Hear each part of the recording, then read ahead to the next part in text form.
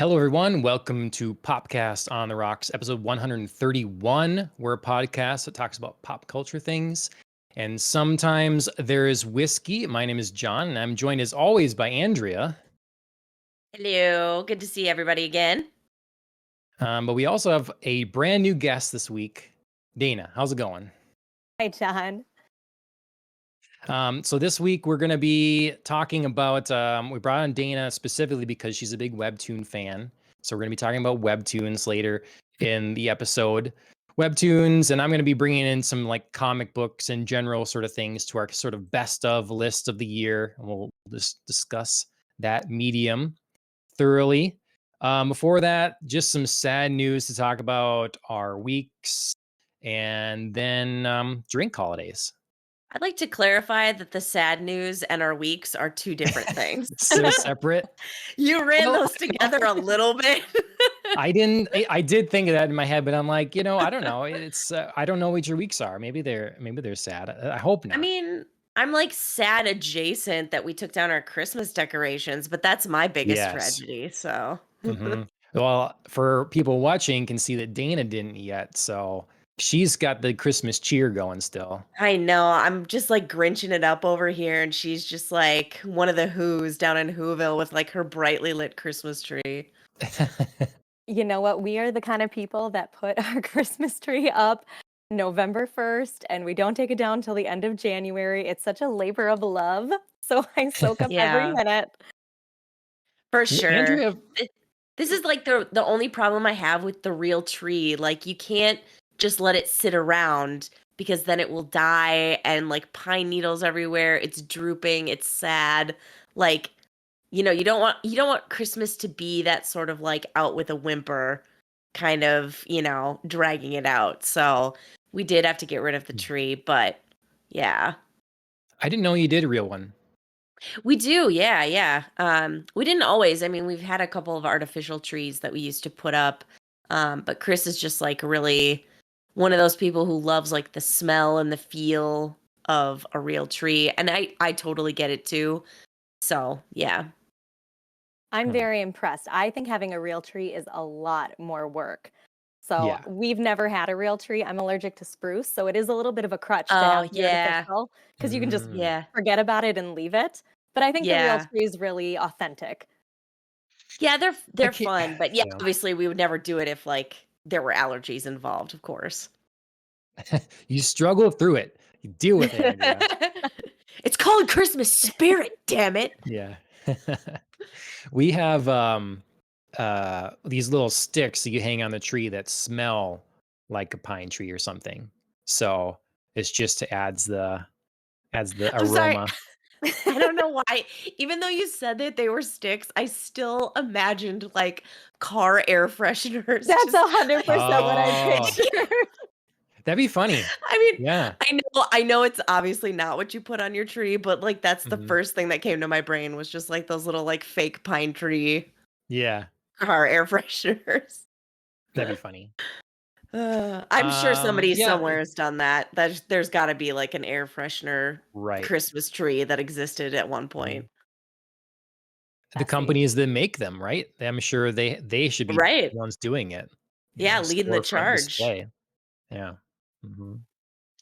Well, I'm jealous, Dana, for sure. Normally we put our tree up much later than that. We put it up after Thanksgiving, but we do leave it up pretty long. And that's my thing. I want to leave it up. But to this year, we just want to not have the babies arrive and then it gets waved.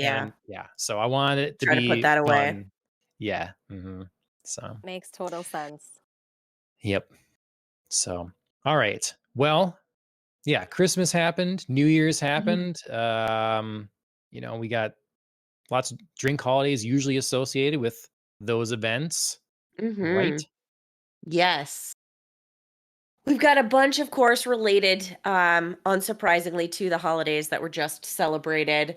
On Christmas Eve, 12/24, it was National Eggnog Day. They just have for drink holidays on Christmas Day, because I feel like there's just a plethora of different things that people associate with like Christmas drinks. Like you could be doing like mulled wine. You could still be doing eggnog. You could be doing a Christmas punch. So lots of options. I feel like they're just better to just be like, hey, it's Christmas. Yeah.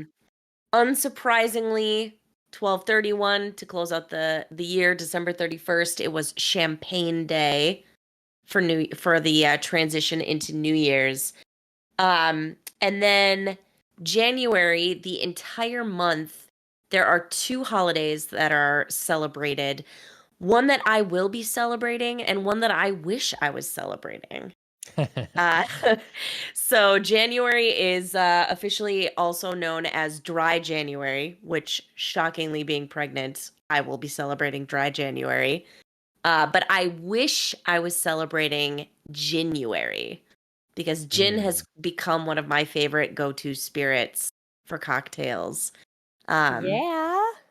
So yeah, I mean, I know I'm not alone in saying one of my standard drinks is a G&T, but I've done a lot of different like fun kind of cocktails on the show before with gin as a base. So can't wait to get back to that once I am also post baby arrival. Not in time for January, but not too long now. And then to close out, also unsurprisingly, I feel like this is befitting a post New Year's celebration. January 1st is Hangover Day and Bloody Mary Day. So nice things to deal with if you've had too much champagne the night before. I also feel like this would be like super fitting for the Monday after Super Bowl Sunday in America.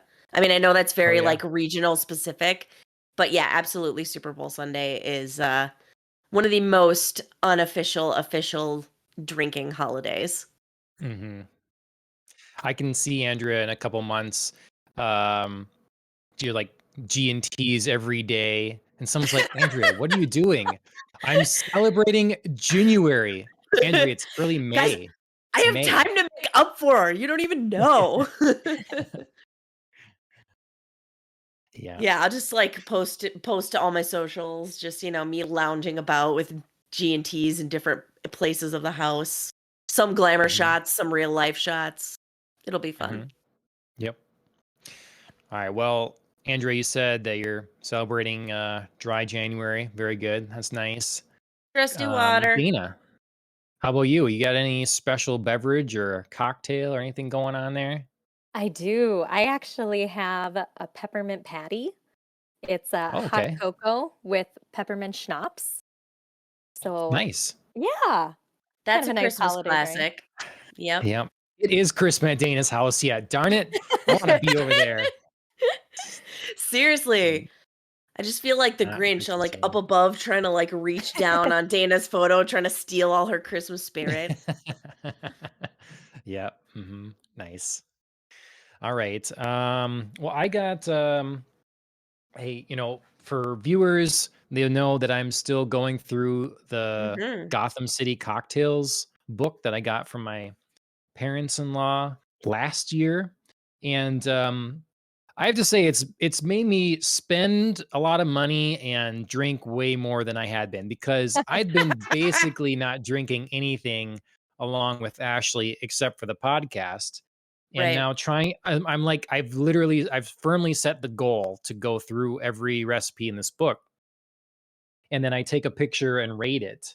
So, how many recipes are there? I'm not sure. So like for viewers, like it's a nightcap. And so I took a little Polaroid of it, and then I write comments and score it. So the nightcap, that's a name of a real drink? Well, so there's a mixologist or whoever that wrote this book. And so what's really cool is they came at this book as if they were a, like, say, mixologist historian for Gotham City. And so they kind of invent cocktails that they pretend have always existed in Gotham and are named after the things that go on there and such. So I love that approach. It's not, I don't know what's the word for it, kitschy or whatever. It's like, taking a serious approach to it. Yeah. And so I don't know how many cocktails are in here, but there's at the end like party ones, and there's actually a few recipes and snack things too, or whatever. Okay. So tonight I made it's a very feminine looking drink, and it makes sense because it's called the Feline Fatale. So this is Ooh. the page, if you're a Okay. viewer. So the description is as such. The most famous classic spritzes are a mix of Prosecco, club soda, and either Aperol or Campari. These Mm-hmm. are colorful, Ooh. bitter aperitifs that taste like grapefruit and orange. Spritzes can also be made with an Amaro such as Cynar or Montenegro. However, if you are looking for a little purr in your spritz, elderflower liqueur is the nimble addition. All felines Nice. seem to agree on a blend of half elderflower and half Campari. So this is an ounce of elderflower liqueur, an ounce of Campari, 2 ounces of Prosecco, an ounce of club soda, and a lemon slice for garnish. So Well, that that's what sounds this is. Fancy. amazing. Yeah. Yeah. Well, as you can imagine, this book's making me buy like a lot of. I don't normally have that many different liqueurs and such. Right. So I'm like searching out all these different ones. So my drink is not looking quite Oh, as fancy cute. because I have kind of a I don't know, kiddish straw, I guess. But yeah. That definitely reminds me of like an Aperol spritz. Hmm. It's good because it's got a lot of, it's still bitter. It's Yep. plenty sweet, but it's nice and bitter, and then just a little sparkle from the prosecco. So Every time I hear elderflower liqueur, I always think of your hubby, Dana, Phil, because he is still, but like there was a time when he was like really obsessed with like elderflower liqueur in everything. I have to say it is still one of the liqueurs we keep stocked. We do put it in Yep. a lot of stuff. It can be overpowering. And I think Phil Yes. learned that lesson. It's very easy to overdo it, but once you find like the right ratio, it really elevates a drink. But yeah, Yes. it's yeah, still a staple at the Keen House. I love nice. it. I love it. It's definitely where I was first introduced to it in like somebody actually mixing it into a drink outside of a Mhm. bar. I love it. Yeah, I mean, I feel like maybe it's just that the time that we sort of came of age, but I feel like, and it wasn't all that long ago. A lot of these things were much harder to find.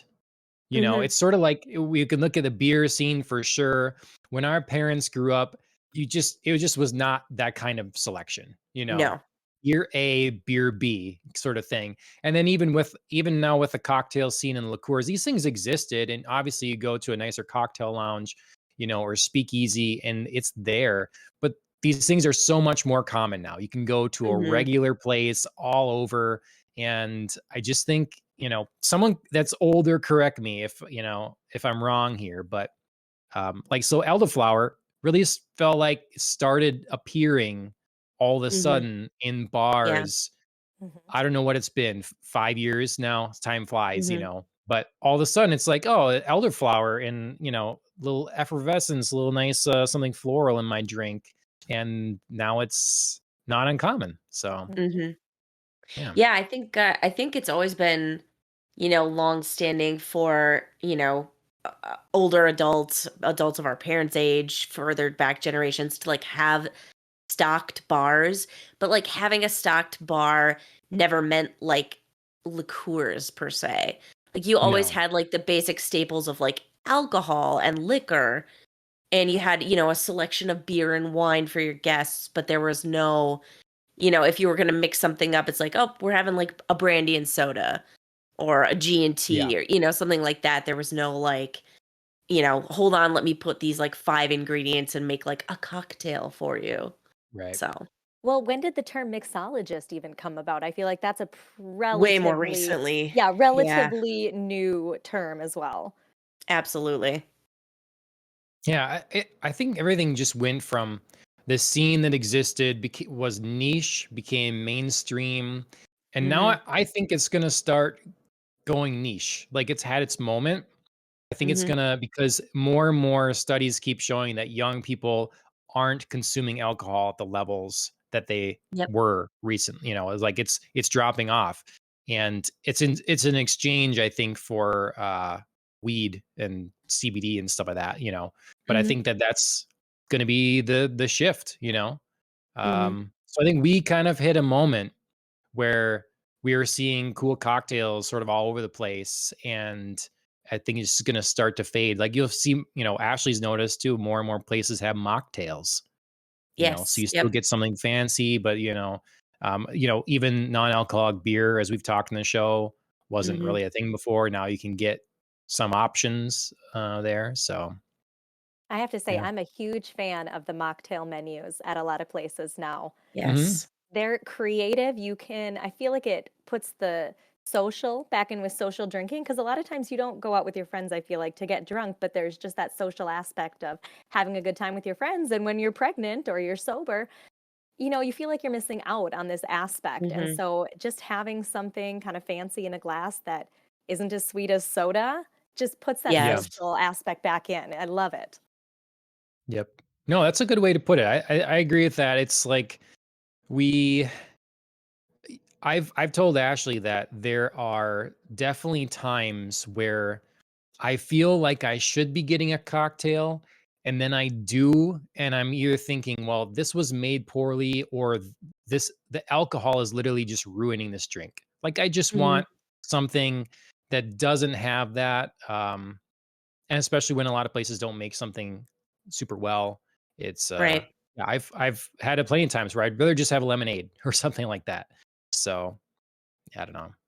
But this cocktail book's been great because pretty much every recipe's been good so far. I'm doing a out of 5 scale for it, so Okay. I'll have to sometime make you guys the best of the best as I'm going through it. Like what I Yeah, or find I to was be the gonna say greatest ones. you should as you near the end, maybe throw a party and show us some of the party cocktails that are in there. Yeah. Hmm. Yep. I know you're not a big eggnog person, but there's a twist on eggnog, or kind of eggnog replacement sort of thing. Well, So I did caveat that fact by saying like I didn't really feel like I'd tried really good eggnog. Like I've had eggnog out right. of a carton and whatnot. So, like Yep. there's space there for me to have more nuanced opinions. Perfect. All right. Well, moving on from cocktails and beverages and drinks, let's talk about our weeks a little bit. We can talk, New Year's celebrations, what you did for Christmas, or Yeah. whatever you consumed for media and such over the last week or so. Um, Andrea, why don't you kick us off?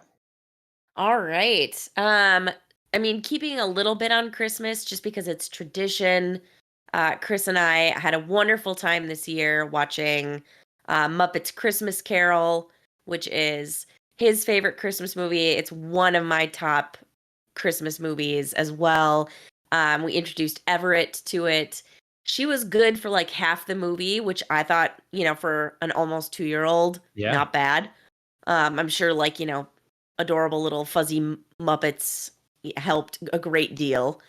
Um, what did not help a great deal was like the popcorn that she consumed, which apparently was like full of crack, and I didn't know it because she got up halfway through the movie and literally just started like running around the room like a crazy person. I was just like, kid, this is popcorn. Like, we didn't feed you like Ye- pure unadulterated sugar or like, like I said, drugs or something. It was just Did you look at buttered the label? I popcorn. know. Yeah. I mean, we like even it was like just like the kernels we popped ourselves, and yeah, Mhm. no, she just like hosed it down and then got up full of energy and just ran between different rooms looking at us like this is the best. So, You used that pan for making your last batch of crack, right? oh, we did. Dang it. Yeah. Dang it. I thought I scrubbed that out, but Yeah. the pregnancy brain. Yep. Um but that was very fun. I sorry Chris, I know he's listening somewhere either via Twitch or via just like my loud voice in our house. I managed to dodge one of my least favorite Christmas movies ever, which is A Christmas Story. I know, at me. He's yelling. I can't even No, hear what I he's saying. agree. He's I just totally like, agree. I'm with you there too. I'm with you. ah, Oh man, a panel that majority agrees. All rules. right. He's yelling indiscriminate things now. But yeah, it's my least favorite. I mean, Chris's family is super obsessed with it. They watch it every year, but I managed to dodge it this year, so I was quite happy about that. I know Nice, yeah. I know there's been a resurgence, I think, in it because A Christmas Story Christmas came out, which Some is sort of like sequel. some sort of sequel, yeah, with like the Mhm. original guy who plays Ralphie. I think that just like came out. Maybe it's on HBO Max. I feel terrible. I'm like promoting this thing that I totally Yeah, hate. don't promote But it. also, I don't. Doesn't but matter. also it is like a pop culture thing, so whatever. It It exists exists. out there. I'm sure I'll watch it at some point, because Chris will, only be able to be kept away for so long. Over the holiday season, I dodged it. Something I didn't dodge, but I also wish I had.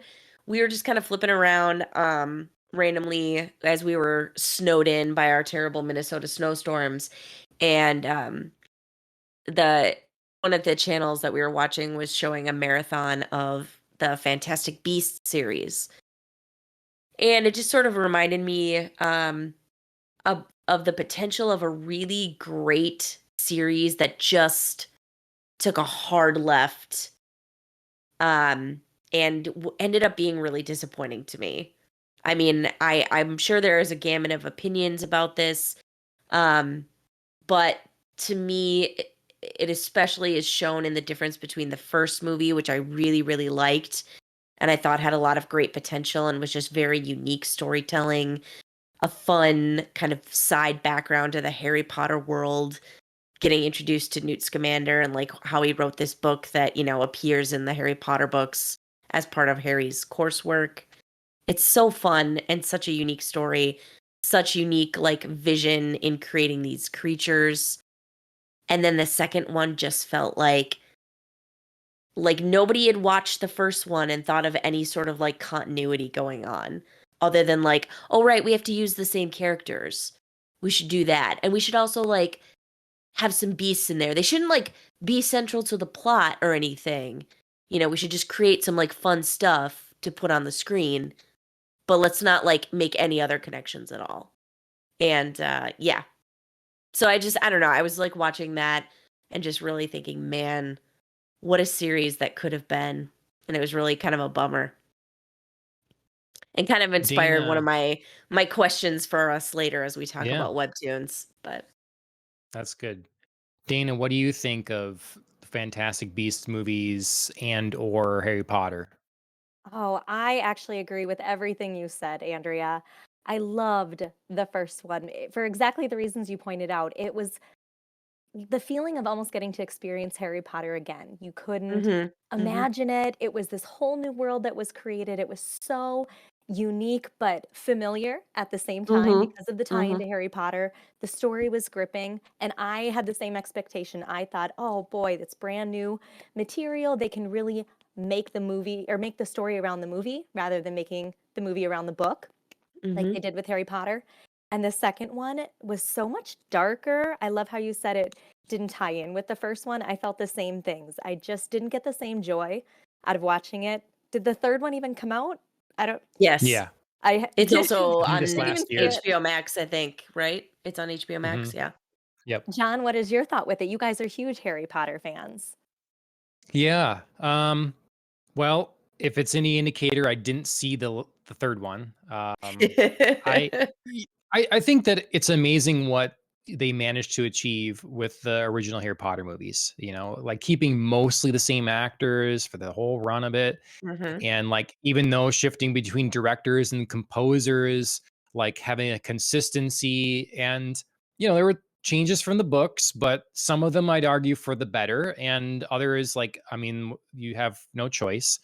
And with Fantastic Beasts, yeah, I really like the first one. I've always enjoyed the adult moments more, like following the adults and the adult characters in even the Harry Potter books. And so I Mhm. liked having those, this movie, Fantastic Beasts, being about that. It was fun. It was quirky. We had cool performances. I did think from the beginning it shouldn't be called Fantastic Beasts. Like, you're limiting yourself. You know, if you're gonna have Fantastic Beasts, then it can be the first one can be called Fantastic Beasts. Yeah, I But agree with right, that. how are you going to incorporate beasts into every one of them? It because the crux of the story was really about Grindelwald, so it needs to be Mhm. something about Grindelwald. You know, his rise, his fall, whatever. You know, that kind of thing. And so it could have been Wizarding Worlds, Grindelwald this, and you know, Grindelwald's that, and Dumbledore and Grindelwald's that, you know, whatever it was. Or you could have just But had yeah, 3 separate titles. yeah, You know what I mean? right. Like there's Yep. no need to like in my opinion have like a prefacing like this thing and then you know semicolon or colon the rest of the title. Like we get it. We know. Like as soon as you see the trailer you're like, "Right, cool. Got it." Well, executives are very worried about audiences making the connection and understanding that it's part of the same universe as this other thing that you like. And Yeah. then on top of that, getting worried that you don't know in which order to consume them, Oh, it's you so know? silly. And There's so much hand-holding. Like people can figure it out. mhm. Especially with the internet now, it takes one Exactly. Take search, you know, it's Yes, exactly. Like if you're not living through like the release in real time, like you said, it yeah. takes 1 second search to just be like, what order? Mhm. Yeah. So yeah, I know we're not a panel of like hot disagreements at this point, but heated discussion because yeah, it was a really a letdown, and it's it also shows kind of where we're going because there's really heated up this last week rumors again about rebooting the entire Harry Potter franchise. Mhm. There's talks with executives and J.K. Rowling to work together on creating some sort of future movie projects and stuff like that. That was one thing a couple weeks back or whatever, which Mhm. I'm like, okay, that's fine. That makes sense. You know, they're looking to use the IP that they have the rights to and like, let's tell more stories. But then it comes out like, are we really talking about redoing the whole thing? Because Right. that's the case, if Too there's soon. any validity to that, it's a total mistake. I was Too just soon. talking about how Harry Potter was an amazing achievement that they managed to do that story over that amount of time with the same actors. You're not doing that a second time. It's not happening. It will fall on its face. Yeah, I mean, I don't really know.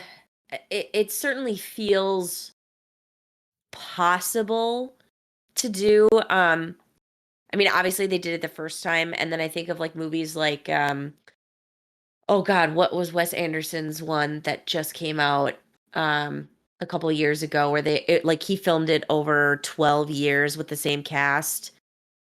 I want to say it's like The Oh, Boy or something. It was insane. Like it was like showing like literal different stages of like this boy growing into manhood. And so it was like really fascinating to watch the actors like actually age like sure. these specific number of years. So it would have to be like a very specific vision. You'd have to lock down very specific people. Do you know what I mean? Like this would be an insane feat. Um, and you'd have to decide, I think, pretty quickly whether or not you wanted to just lock down like the core, like we're gonna lock down the golden trio and maybe 2 other of the kids, and then just like peripheral characters may have to just change or whatever. So it certainly feels like you could maybe do it, but that's a huge, massive undertaking. And I don't feel it's necessary. It's too soon. Like I agree. these movies are still good, they're still popular, they're still, like, spawning off other, like, ideas, other IP, like, there's so much else to explore right now, like, why go back to this original material when you don't need to? Nobody is sitting there being like, "These movies were so awful, we're so disappointed." I mean, there may be, like, 1 or 2 fringe people, I don't, speak for everybody in the entire world, but there's no, like, massive movement or like general public feeling of disappointment. So don't mess with it yet. It's too soon. Yeah. It's we you know, I don't know, maybe I don't know of any, but usually for instance, novels, that were maybe written 100 years ago still don't get rewritten. They get reissued. They get new Right. copies. They get a Barnes and Noble edition, hardcover, whatever, but they don't get remade. Why? Because writing as a medium writing novels has been largely the same for a long, like the technology hasn't changed. You can read that book then and you can read it now. If you understand the language, you can understand it. And we're to a point now with movies and a number of these, and video games is a different discussion, but the same as like music or whatever, where the quality is matured enough that a movie that's 15 years old, even 20 years old, can still like use the same film language of today or close enough and be Mhm. enjoyed. It does. Yeah. We're to a point where we don't have to remake movies. You can just re-release them. Put them out again. Put out the different copy of this or whatever. Make a Mhm. anniversary talking about this, whatever. We don't need to do this anymore. It's clearly not out of need. We just somewhere in culture, we got to the point where we're kind of expected that we're going to keep remaking things and people are accepting that as normal. And it doesn't have to be normal Mhm. because we don't do this with other mediums.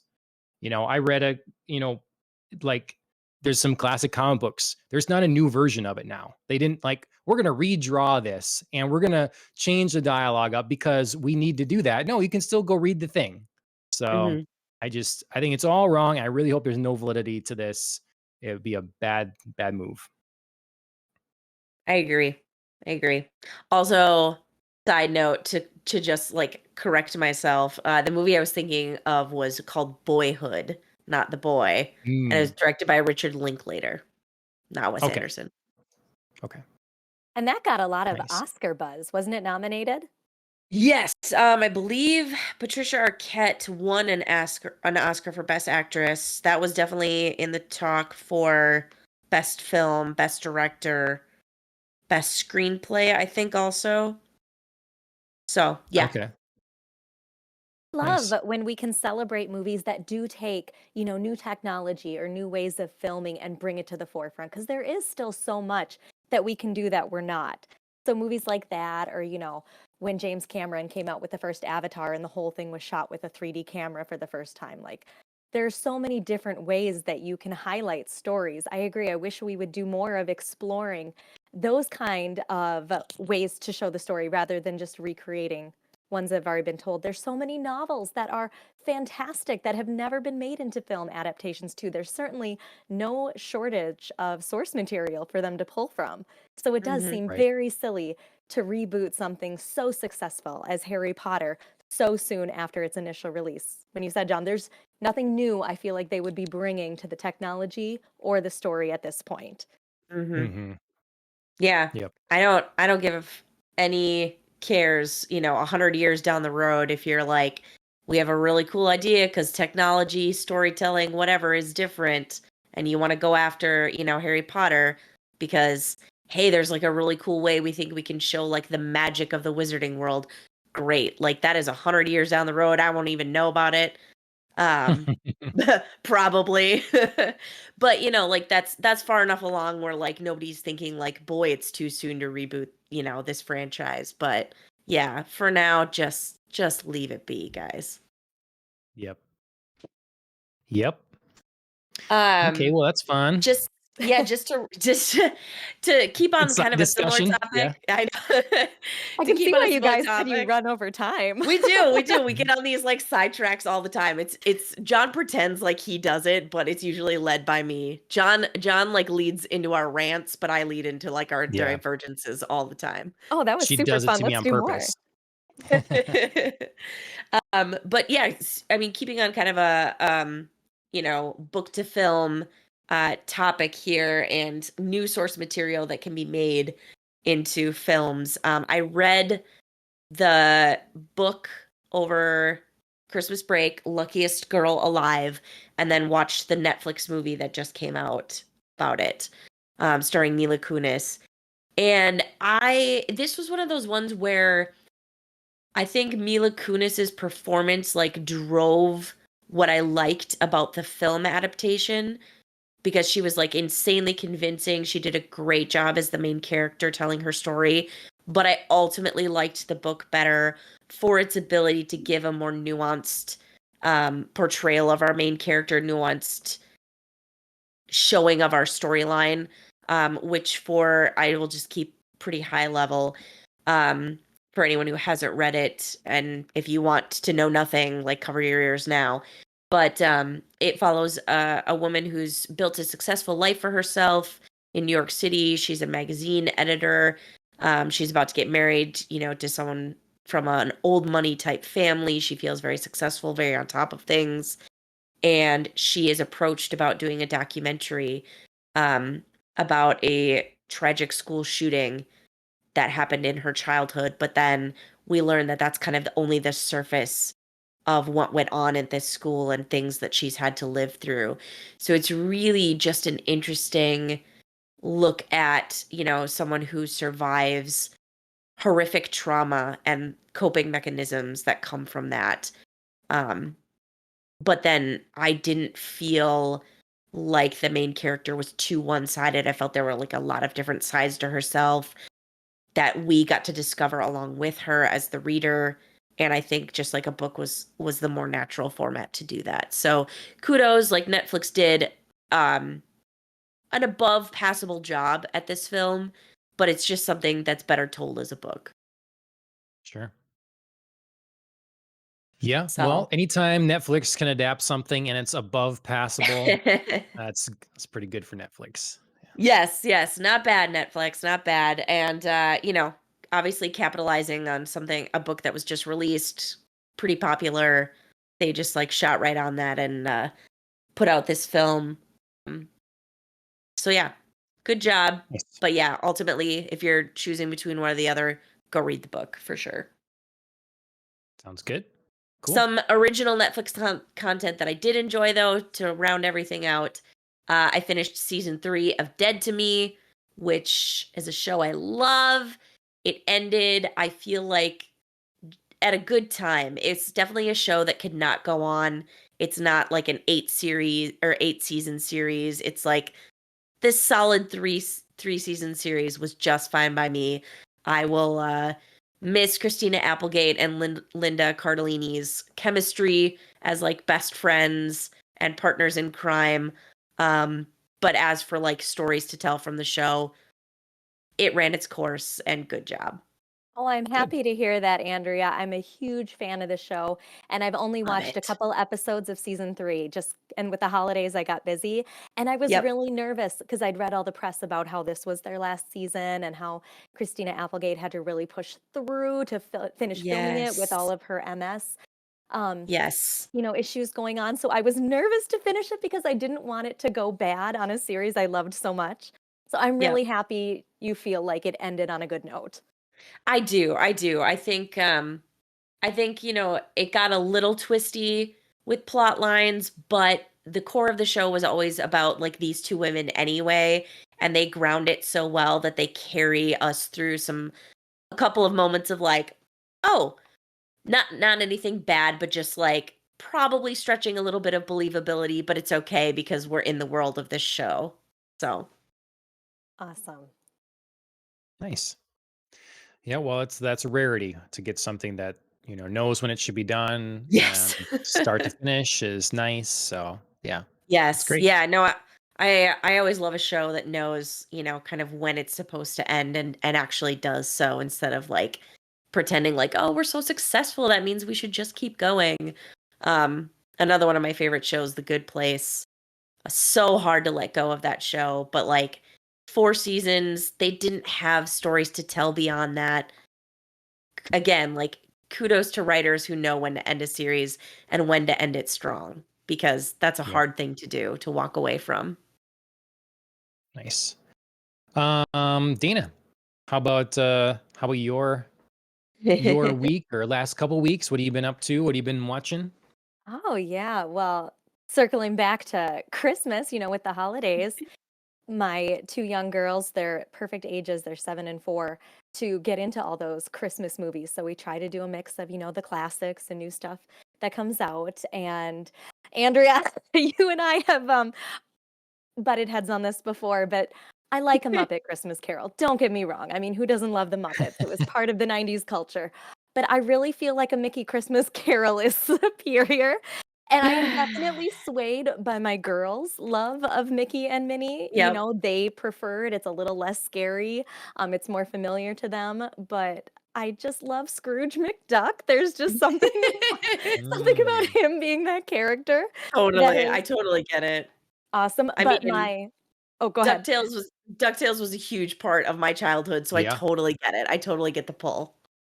Yeah, and we watch DuckTales on repeat. I mean, you just can't. You can't replace some things. No, so that's been fun. Special side talent. I can still sing the entire DuckTales theme. Do Like I it. know it word for Wow. word. No, not right now. Definitely not. But I will. Once dry bonus Twitter January, content. yeah. Once dry January is over, we'll make it part of my January, my late January I see. celebration. But I That's will an show you. impressive talent. Yep. Nice. Some other Christmas movies. I have to say we've absolutely been in love with the new rendition of The Grinch that came out last year, 2 years ago, the one with Benedict Cumberbatch. Have you guys seen it? Okay. No. I did watch it for the first time this year. That was another kind of like it happened upon TV and we were like, "Oh yeah, we should watch that."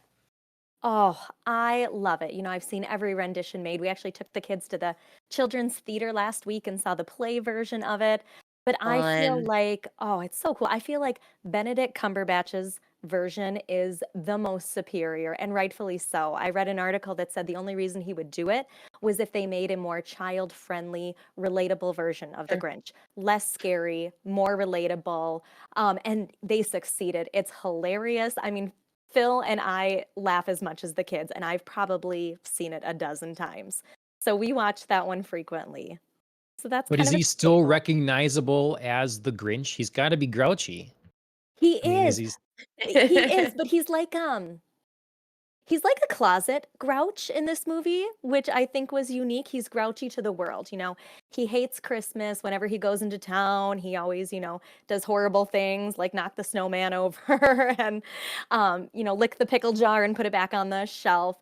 But then when he's in his cave with Max, they made Max into a really prominent character, which was cool. He will do things that a normal person would do with their dog, or he'll yell at the dog and the dog will pout, and then he'll feel bad and he'll go console him. So he's just so much more personable. And then they gave a backstory onto why he hates Christmas in this film, and it is emotionally manipulative. I sob every time I watch this scene, and I know what's coming.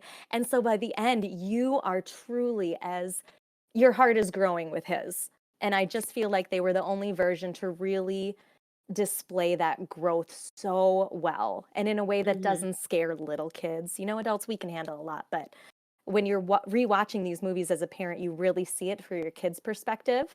And this one, I just felt like spot on. I don't know. I loved it. Okay. Is it? Where is it available? Is it available to watch on a streaming service or?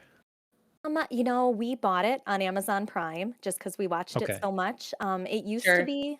used to be on Disney Plus, and I think they bring it back around the holiday Okay. season, but I don't know that for sure. Okay. Worth the buy, though, Okay. in my opinion. Sure.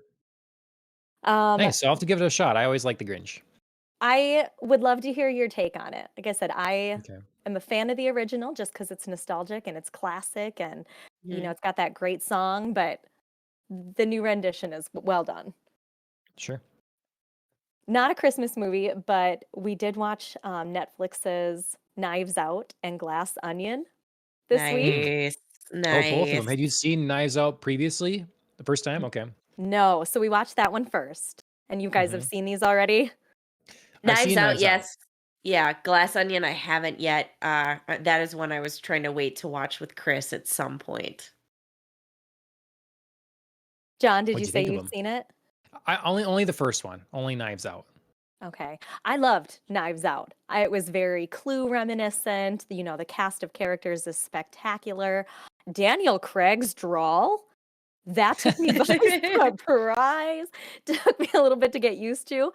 Um, Yes. but loved it. Chris Evans in that first one. Oh my gosh, just such a unique stretch from Captain America. So I thought it was well cast. And then Yeah, Glass. it was fun to see Don Johnson in there, and Yes. then like Jamie a Lee breakout role Curtis. for Anna de Armas, and then she Yep. becomes a Bond girl, works with Craig Moore, so like all that stuff was fun. But Yep. so yeah, I hate Ryan Johnson, but I do like that movie. So Well, I was expecting Glass Onion to be very similar. It was not. It was Okay. every bit as well done. Absolutely loved it. It was a completely different storyline with Daniel Craig being the only tying factor into the first one, which Sure. was so unique. There really wasn't a similarity other than the fact that he's a detective in the second one too, trying to solve a case. The other really cool thing with the second one was it was one of the first movies I had seen that the story was set during the middle of the pandemic. So people are mhm. wearing masks and they're Oh, talking about sure. being stuck in quarantine, and Daniel Craig hasn't gotten out of the bathtub in a week. Um, so it was very I don't even know how I felt about it watching something that was so, traumatic for so many of us and so world shifting being Yeah. portrayed in a movie. It was almost like, ooh, too soon, but it was cool at the same time. Okay. Sure. Phil and I differ. I preferred Knives Out because I loved the vintage feel of it. He preferred Glass Onion because it was so bigger and new age Timely. and epic. Okay. So Okay. It's funny. I heard the second one is like more comedic. Just kind Yeah. of like the mystery takes more of a back seat than the first one that felt more, like you say, kind of classic murder mystery sort of thing. yeah, Vintage. the second one was a mystery within a mystery. It was one of those ones you watch half the movie and then you realize you've been seeing a cover up, and they go back and Mhm. replay half the movie but from a different Ah, perspective. Oh, okay. it's so well done. I don't want to spoil anything because Okay. you'll love it. But Daniel Craig, I mean, nails it. Again, he's so good as an actor. And again, it's fun to see him do these different roles. Sure. Speaking of how different these two films are, I did hear Ryan Johnson was very upset at Netflix tagging on Glass Onion, a Knives Out mystery as part of the Yep. title. Like, he was really, really pissed about that because he's like, they are two separate movies. Like, just leave it alone. We don't need to like even try and franchise this. Like, just let it be called Glass Onion. But he unfortunately lost that battle. And yeah, I would tend to side with Ryan Johnson even without seeing the movie. Just like let it go. Just let it be called Glass Onion and let them stand on their own. Like you said, Dane, Daniel Craig is the only tying factor. There doesn't need to be more than that.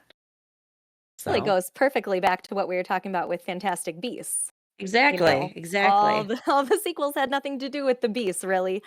Give us some credit. But on the flip side, that was what drew me to the Glass Onion was I loved Knives Out. I thought it Sure, would be similar, so that is probably slightly driving force in why I watched Glass Onion sure. as quickly after the first as I did. Yeah. Though I I feel mean, like I feel like the Netflix algorithm had it pop up on everybody's like, yeah. trailers and whatever. So like it would take you like 2 seconds to just be like, Daniel Craig, he's doing the draw, he's back. Like, Yeah. and even and just like that's enough to be like, sure, I'll watch this. I liked Knives Out, you know. I agree. It relies on it's a marketing shift. You need to do something different, but it's less. Feasible. Yeah, it's kind of lazier to do slap the title on there, but it's not like a lot of people are necessary. And maybe I'm wrong. I don't feel like a lot of people are noticing what's coming next to watch based on a solitary movie poster at their local Yeah, cinema anymore. You're right, not walking by, oh, that look at that movie that's coming. I'm sure right, that happens, but more and more, yeah, someone's at home, they're on opening up whatever their streaming services of choice and whatever the company gives them on their splash screen, their homepage, or whatever they see being passed around social media. That's how people right. discover stuff. So like it doesn't have to be that sort of thing. So, and all the marketing now, it's not just a poster again, it's all like you're scrolling and it's a 30-second clip thing, with a Yes. release date or whatever. It's always like a moving something. It's not, so. Well, I'm glad you liked both of those. My sister and her husband watched the new one this last week as well. I'd said when it was coming out, like I wasn't going to go to the theater for it. But when it comes to Netflix, I'd like to give it a shot because I'm a Daniel Craig fan. So For sure. Yeah. Well, that's good. Anything else you had going on? Oh, I did go There's see one thing I Avatar. wanted to. Okay, all right. I wanted to see what you thought of it. Yeah. I knew John was leading somewhere. John's face was like, well, anything else that could possibly be on your list I'm looking at right now? So this was the first movie that I had gone to see in a theater in 3 years. I felt like this Ooh, was Okay. worth the dang, wait. girl. Now I'm a little Wow. scared to see what you thought, Sean, but I loved it. I loved everything about it. I was a huge fan of the first. I own the collector's edition. I thought the second absolutely lived up to its potential. I think the biggest criticism I hear is it's the same story over and over. And it is, but it's one of those classic tales like Cinderella that can be reimagined. You're pulling from the same storyline, but you're putting it in a totally different universe. And I felt like The Way of Water did it, but it did it intentionally. It knew it was telling the same story, but it changed the perspectives of who was having to learn the new culture this time. The concept of family and doing anything to save your family and protecting the earth. I mean, they hit it hard. You get a lot of that, save the whale conservation. There was a lot of global warming, subties coming in. But I appreciate that as a, conservationist and someone who's aware of that. I think those are important messages to be told and to put it inside a story that people love, that was so visually stimulating, that was just gripping. I thought it was a beautiful way to tell that story and to add on to it. So I have absolutely no criticism of it. Wow. What I did you haven't seen think? it. Well, but at least hey, we're getting to the part where we can have a panel that disagrees. I didn't like the first one. I thought, to me, the appeal of the first one was the new technology. The new technology, go to the theater. It was the best version of 3D we'd seen in the theater, and it was something impressive at the time to see. And it was also the time that they were pushing. I worked at Best Buy when that came out, and everybody was pushing 3D televisions. It was like, that's going to Yeah. be the future. Everybody was like, is it really? Is everyone going to put on a pair of glasses when they come over to your house? Are you going to get the curved screen for the better experience and everybody squeezing in the center? Like, whatever, So, but I didn't appreciate the first movie other than for its technical achievements. And then when I knew that they were making so many more Avatar movies and that were taking so long to do them and all this stuff, I'm just like, I really, really don't care. So I was shocked that that greenlit so many of these movies. So no, it's good to hear what you think of it. I don't imagine I will ever see this movie or any of the subsequent Avatar movies because I care so little. But I have to say, I have been surprised at how people sort of all varying viewpoints and everything have liked this movie. I do think Yeah. there's been some mixed reception, but ultimately there's a lot more people that like it than I thought would, especially considering many people going to the theater won't have seen the first one, weren't alive when the first one came out, potentially, all that sort of thing. And I mean, there's no competition at the box office, so it is doing very well. Like, there's nothing to stop it. It's gonna keep. And I think China even made an exception because I guess they helped with some sort of technology on this.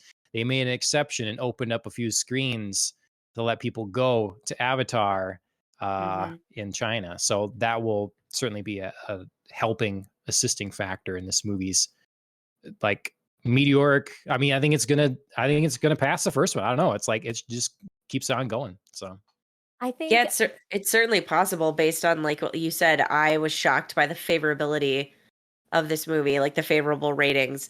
Not necessarily that I just was so convinced it was going to be a terrible story, though I have to say the title did not help my initial impressions of what it was going to be.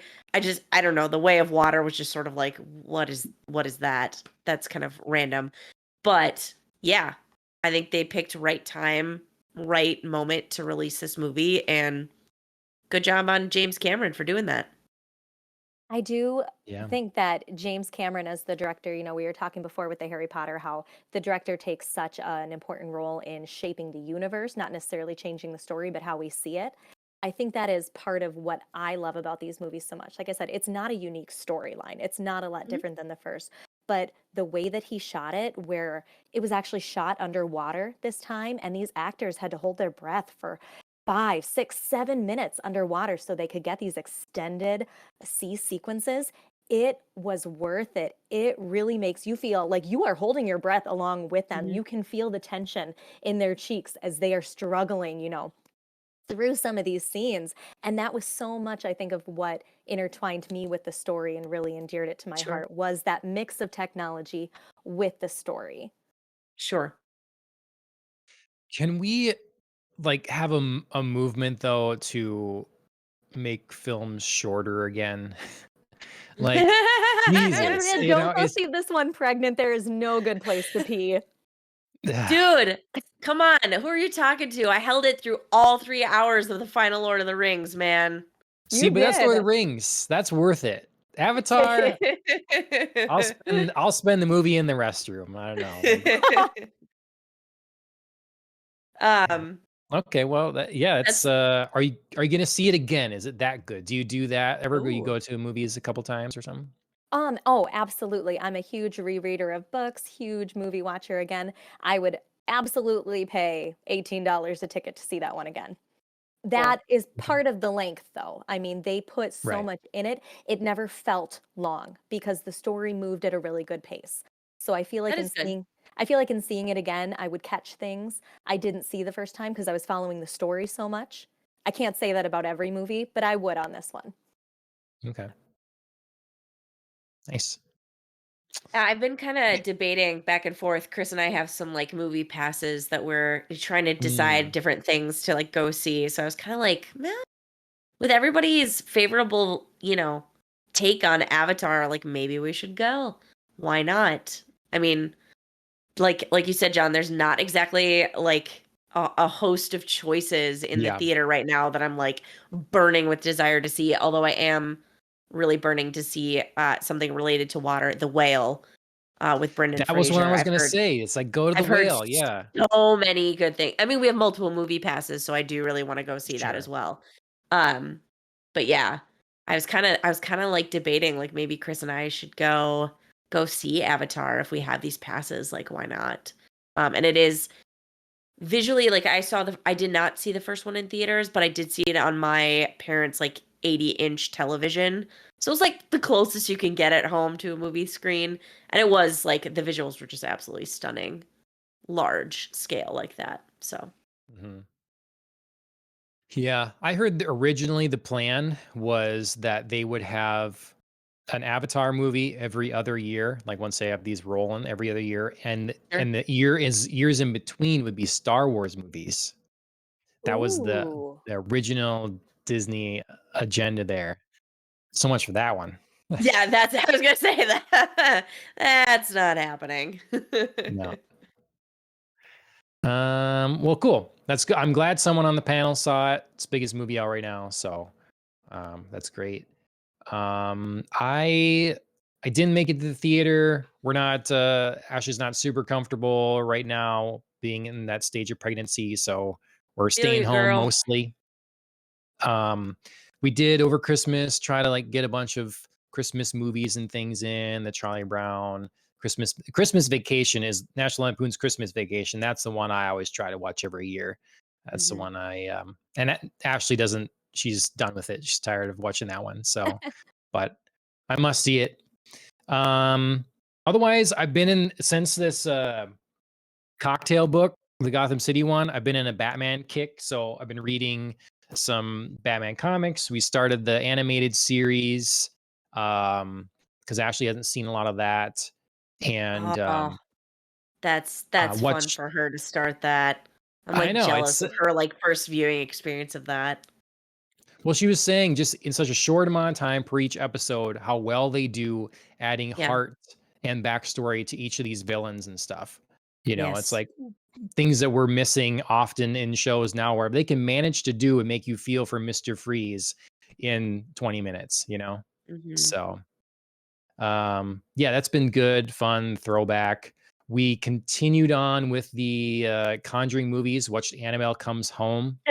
We're trying to watch the Conjuring universe movies all like in chronological story order, you Didn't you know? miss one though? You said? We Like, are you flopped. like We flopped one, yeah. Okay, yeah. I was gonna say you like skipped one So accidentally. Yeah. now we're back on track. So Okay. yep. This Not takes a weird turn in your house, John. well, this was after Christmas, so I'm skipping around in time frame here. So I mean, Mr. Freeze from Batman, that's so Christmas related. we I guess this really got started because we watched I don't know if I mentioned it our last episode, but watched Batman Returns, which to me is a Ooh. Christmas movie. Yep. So that kind of You got did say that that, yeah. all kicked off. And then we watched some Bond movies, continue that because there's always Bond.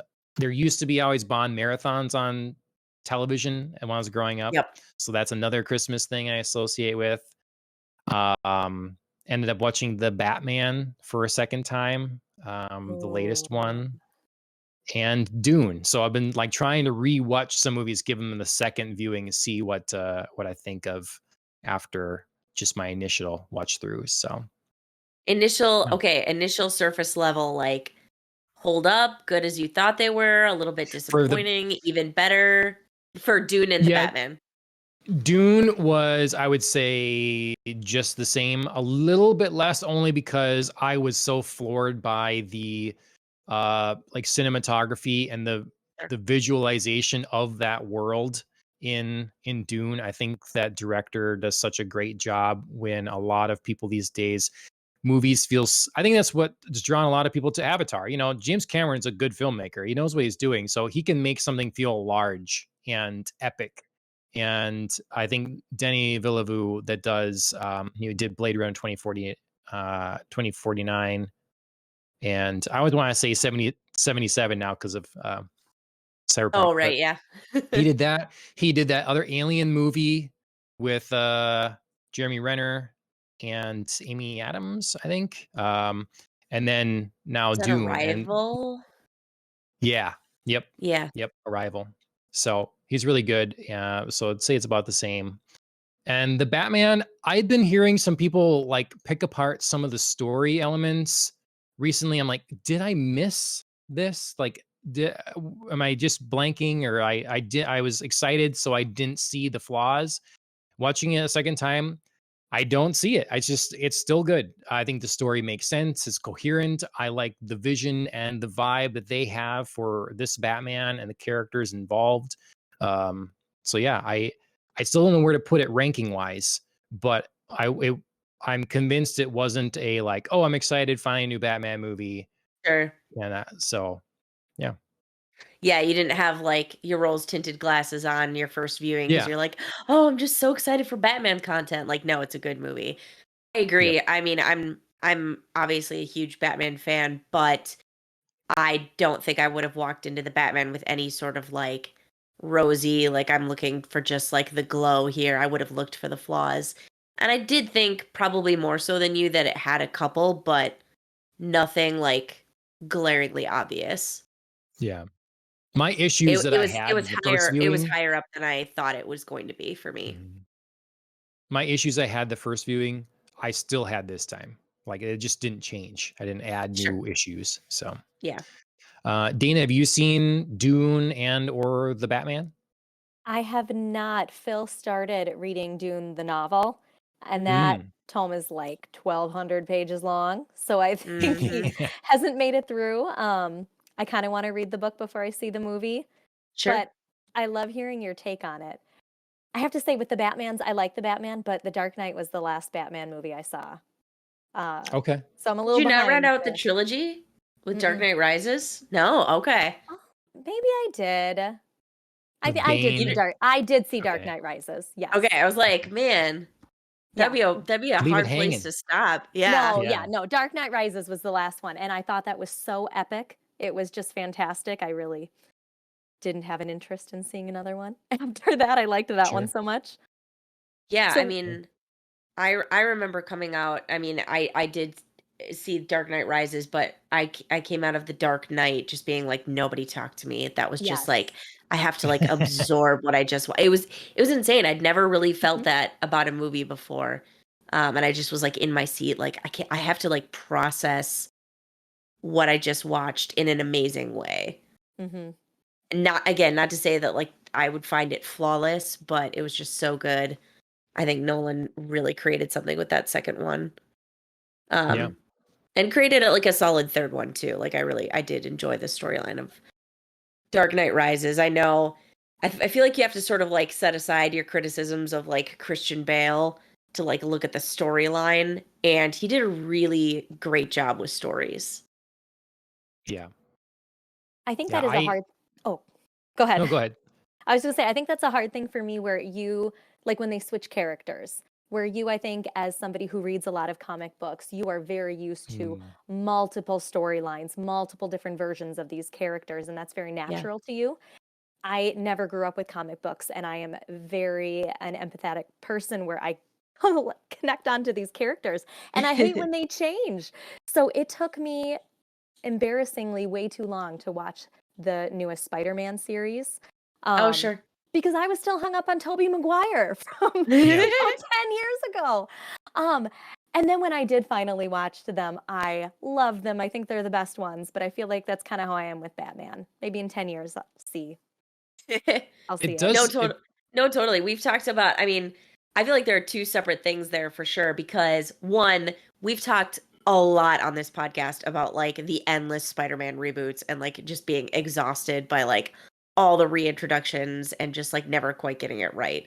So that was hard to like watch all of those and just be like, another one. Yeah. And then I totally get what you're saying about like kind of imprinting with characters and like, you know, you feel like that empathetic connection. I hate an actor switch. I can do it with like Batman, like that feels like it's okay because we do have the comics and we're like shifting. But or Doctor Who, if it's part of the character, right, part of the lore. But like when speaking of the same Nolan trilogy, when Katie Holmes was replaced by Maggie Gyllenhaal, it was so hard for me. Even as I acknowledged like the improvement acting wise, it still didn't mean that I didn't have a hard time being like, but she was this and now she looks like this. Like you can't just do this. Like it's not a bait and switch. I know. And this Why is are you opening very this can of hard for worms? me. Why I know. Rachel Dawes can of worms. Oh my gosh. I know. But I feel like we're at least in agreement that it's very difficult to like actor replace mid, you know, trilogy or mid series like that and just like continue on as if this is totally fine. Yeah. I mean, if you want to bring another franchise into it, Maria Bello replacing Rachel Weisz in The Mummy. Like, you can't just like do that and be like, this is fine. Like, nobody will know the difference. Spider-Man is egregious because they were doing this because they had to make movies often enough using Spider-Man to keep the rights to make Spider-Man movies. That's why Spider-Man movies will often, like who knows how they're going to be in the future. Now they have a kind of a deal with Disney or whatever, so it's a little different. But in order to maintain the rights to Spider-Man, they had to keep making them. So it's like, oh, well, we can't make this work with this actor or this director. Doesn't matter. We're moving forward. It's happening. So reboot. And, I enjoy the Spider-Man movies, though I haven't seen the middle one, the newest trilogy. I haven't seen the middle one actually. I am still like, I would have probably rather we just called it. Like maybe if we were just announcing now a new Spider-Man movie, it is too much, and Batman didn't feel like too much to me because I skipped over the Zack Snyder stuff. Batman versus Superman and the Justice League, I didn't watch any of those things coming out. So I was like ready for a new Batman. The exception I made is I did watch the the Snyder cut of the Justice League when that came on HBO Max. But yeah, it had been a while. So, and watching back now, I do like the Dark Knight trilogy, but Christian Bale's voice, yeah, that really is a sticking point. That is a sticking point for me, and I don't understand why that wasn't corrected somewhere along the line. Like, just it's too much. I still love the movies. I still enjoy them, but man, I don't know what's going on. Yeah, it is. I mean, All it right. is. It is only one thing, but it is obviously a central thing to like Yeah, move it past. is. It's it's not And just like something in the periphery. hey, it gives us something fun to talk about because now we can always discuss, as we have, best Batman, best Bruce Wayne, who has the right jaw for it, who has the right voice, whose Batmobile's best. There's so many iterations that we Yes. have lots of, yeah, Kevin Costner. lots to Nobody, discuss.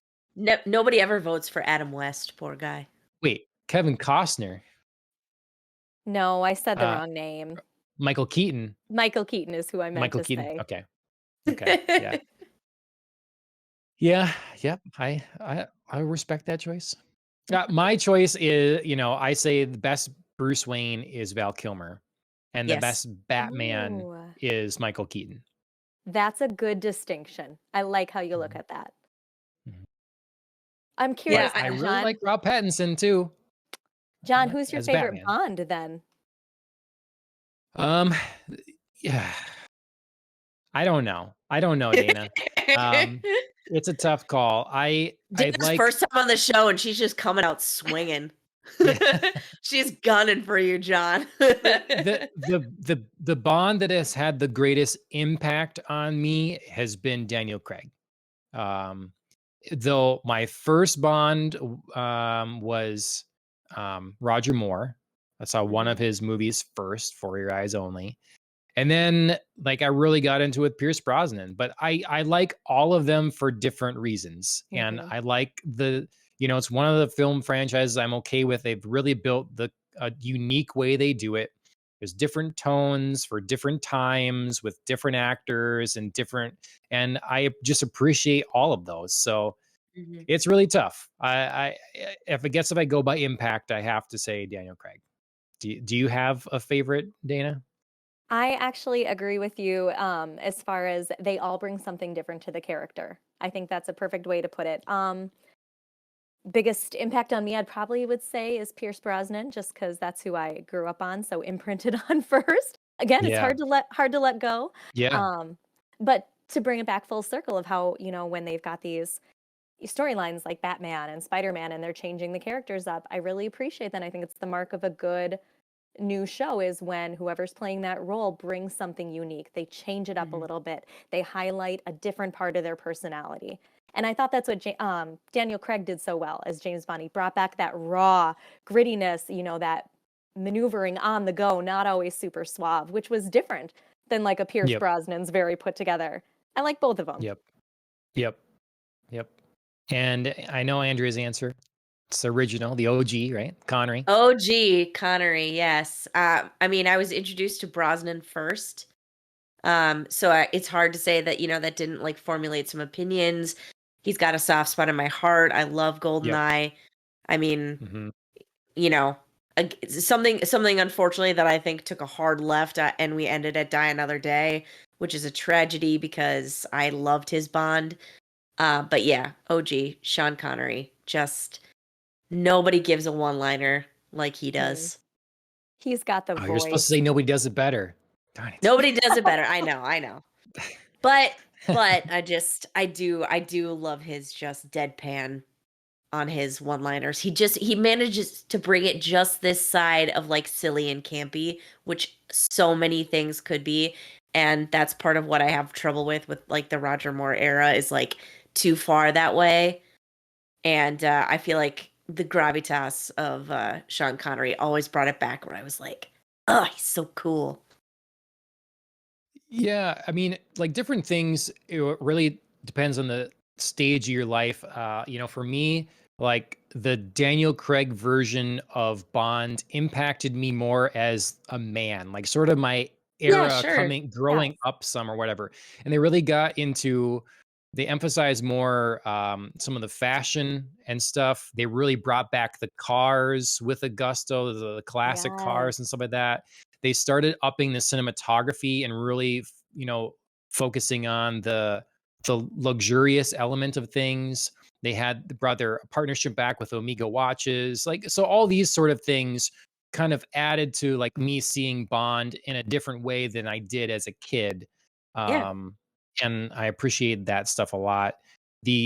That's where it kind of broke my heart when they took money to put Heineken and stuff like that in the Bond films. Like, we don't One too Bond far, doesn't need to be yeah. drinking Heineken, but yeah. So I will say, I was really resistant to Daniel Craig because blonde. blonde, yeah. I mean that's always been Mhm. harder for me, and I acknowledge another potential bias against Roger Moore. But yeah, it was a very different physicality from shifting from Pierce Brosnan to Daniel Craig, and I had a really hard time with it.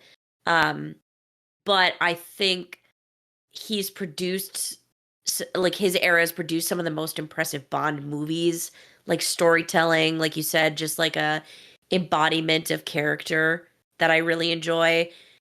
And it doesn't hurt that like my favorite M is in there, Judi Dench, just crushing it. Yeah. I mean, I know Yeah. she's like a carryover, but Yeah. you just like feel the full acting potential of Dame Judi Dench in the Craig movies. So yeah. And she was important to have like that touchstone to carry Yes. on to the, Yes. like Very it's necessary.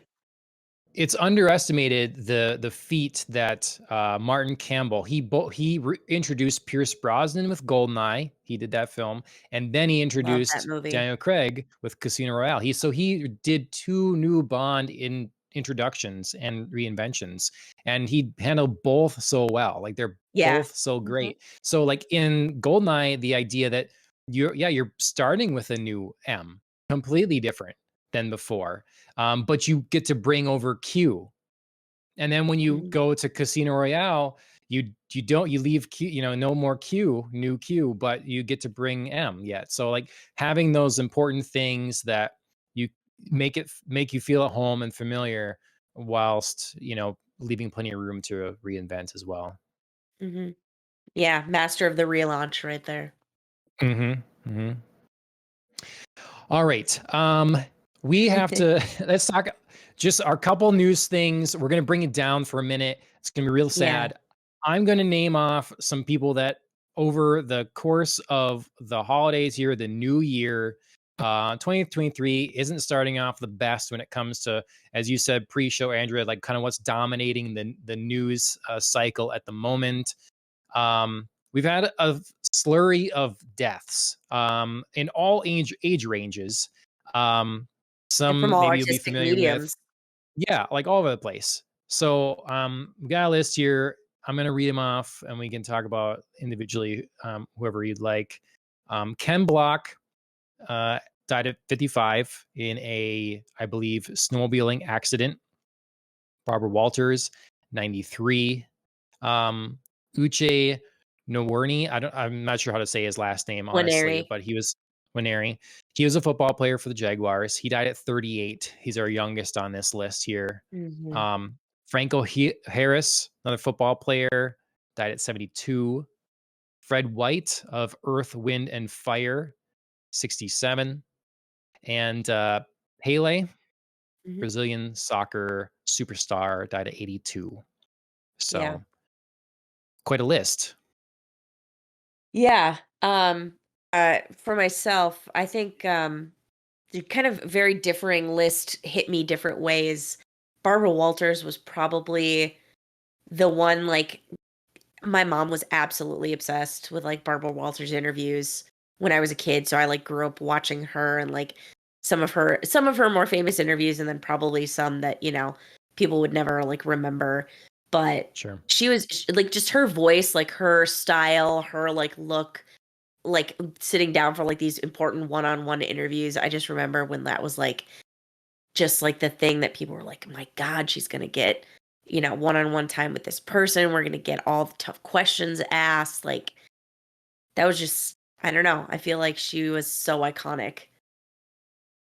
Well, she's like the holdover from we're the first generation now that doesn't have like we don't have news superstars because we Yeah. don't have three sources. You know, like it was a We big have so deal much, yeah. for a long time that the evening nightly news, everybody would be kind of familiar with someone on one of the like 2 or 3 networks that you Yeah. got, and that was your access to the world for a lot of people, like in your local Right. newspaper and then that. And Right. so there was a larger, image or importance, a weight put on some of these figures that for a long time were central. And so now that's all kind of gone and away, but she was here yet as a reminder of that generation and how things were for a long time. Right. So yeah, that was a definitely a tough one. I am also, I mean, I know it's a little bit of a meme-ish kind of thing, but I am also reminded that when people post this and they do it commonly, um should they have lived long enough or similar lives, that Martin Luther King and Frank and Barbara Walters were all born in the same year. Really? I did Yeah. Huh. not realize that. It's like a common thing that was like being passed around Twitter post, her sad passing. Interesting. And just like it's insane how that shocks you because you associate them with such different eras in time. Yeah. And especially I think like Anne Frank, but to an extent Martin Luther King, feel like such different eras, like, just so Yeah. far back, like unreachable by our current moment. And it's just shocking to think like, my goodness, what could have been if not for these Yeah. tragedies. Makes Yeah, it's me interesting the time of all that. Like I every once in a while, I just saw one passed around the other day that's always kind of like, if you were born in this year, here are all the things you would have experienced at this age. The Right, idea is kind of right. putting in perspective, like, hey, relax. Like people have been through tough times before, or whatever, all kinds of things. And it's like, look how this person would have, how many wars they would have experienced, how many times they would have seen their loved ones leave to go overseas and probably die, or whatever diseases or big attacks or like all the kinds of and famine and depression. And like if you're born in certain amounts of parts of time, wow, the life you had, the number of things that happened. um so yeah, at 93, it's for a human no short span of time, and a lot has occurred Mhm. in that span of time. So Yeah. Um, I was just gonna say another one that hit me hard just because I was watching and it just felt so, it's one of those if you'd have just held on moments, was Franco Harris, the Pittsburgh Steelers player who died at 72. Um, because it was the 50th anniversary of one of the NFL's most famous plays, um, the Immaculate Reception, which has been the source of a lot of different controversy. But Franco Harris is the player who ended up making the catch and running in for a game-winning touchdown. And there's a lot of like, was this really a reception? Like, should it have been an incomplete pass? Like, no, like it wasn't intended for him. It bounced off like another player. Like, there's so much to like go back and forth. But the Steelers were going to be honoring the 50th anniversary of that play and retiring his jersey at a recent home game, and he died just a few days before that could happen. And it's just that's one of sad. those things, like, of course it's sad at any moment when someone Right. passes, but it was just, you were so close, you were right there, Yep. we wanted him to have that moment, and he was excited. He had been recently on social media, like, tweeting about it, and it just felt all more tragic Yep. for that, Yep. so. Well, um, to the families and loved ones of all the recently deceased here, our thoughts go out to you. Sorry for your loss. Mhm. And hopefully, we don't have to talk about anyone else dying anytime soon. That's- Yeah. um, Hopefully they can be more like Jeremy Renner, and we can have a happier ending to some Hopefully. tragic news. Yeah, that was crazy. I didn't know what the heck when it first was announced that Jeremy Renner got in some sort of snowplow accident. I thought I figured be on the road and trying to pass or something, a snowplow, and got hit or something like that. But no, what it sounds like is that he was helping a neighbor or something get unstuck, plowing some snow. He got out of his plow and it started to roll. And he tried to get back in, but was unable to, and basically got run over by it. Yep. And severe injuries to his chest and one of his legs. He lost a ton of blood from one of his legs. They had a tourniquet on it. And people were like, well, what's the deal? We had just heard he was in critical condition. Last I heard now he's in critical but stable condition. And he did post an Instagram update looking all bruised up, just saying thanks for, the well wishes and stuff like that. So we still don't know the full extent or long lasting injuries or specifics as far as I've heard as of this moment. But, so we were suggesting it was bad enough that we don't know if he'll be in an action movie again, or at least for some long while. So it's going to be interesting to see how bad this is, but fortunately it looks like he's going to live. Right. So yeah. Right. Crazy.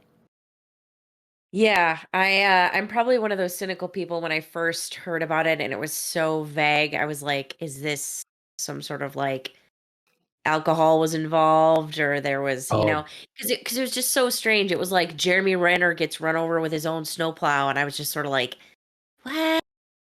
Like, it just feels like one of those stories, like, how could this even be happening if nobody was like impaired in some way? But then as like the details of the story were revealed, it was like, all right, this is like, a freak accident. Like he is someone who I mean, I didn't know this before, but it's just like very handy, very, comfortable around heavy machinery and equipment, and has done a lot of like construction, plowing, like loves, I guess the bigger equipment in the outdoors. That's why he's in Tahoe. Sure. He loves that scene. So yeah, it doesn't seem like anything of that nature. But yeah, I was definitely one of those people who was like suspicious. But I'm glad he's okay in any case.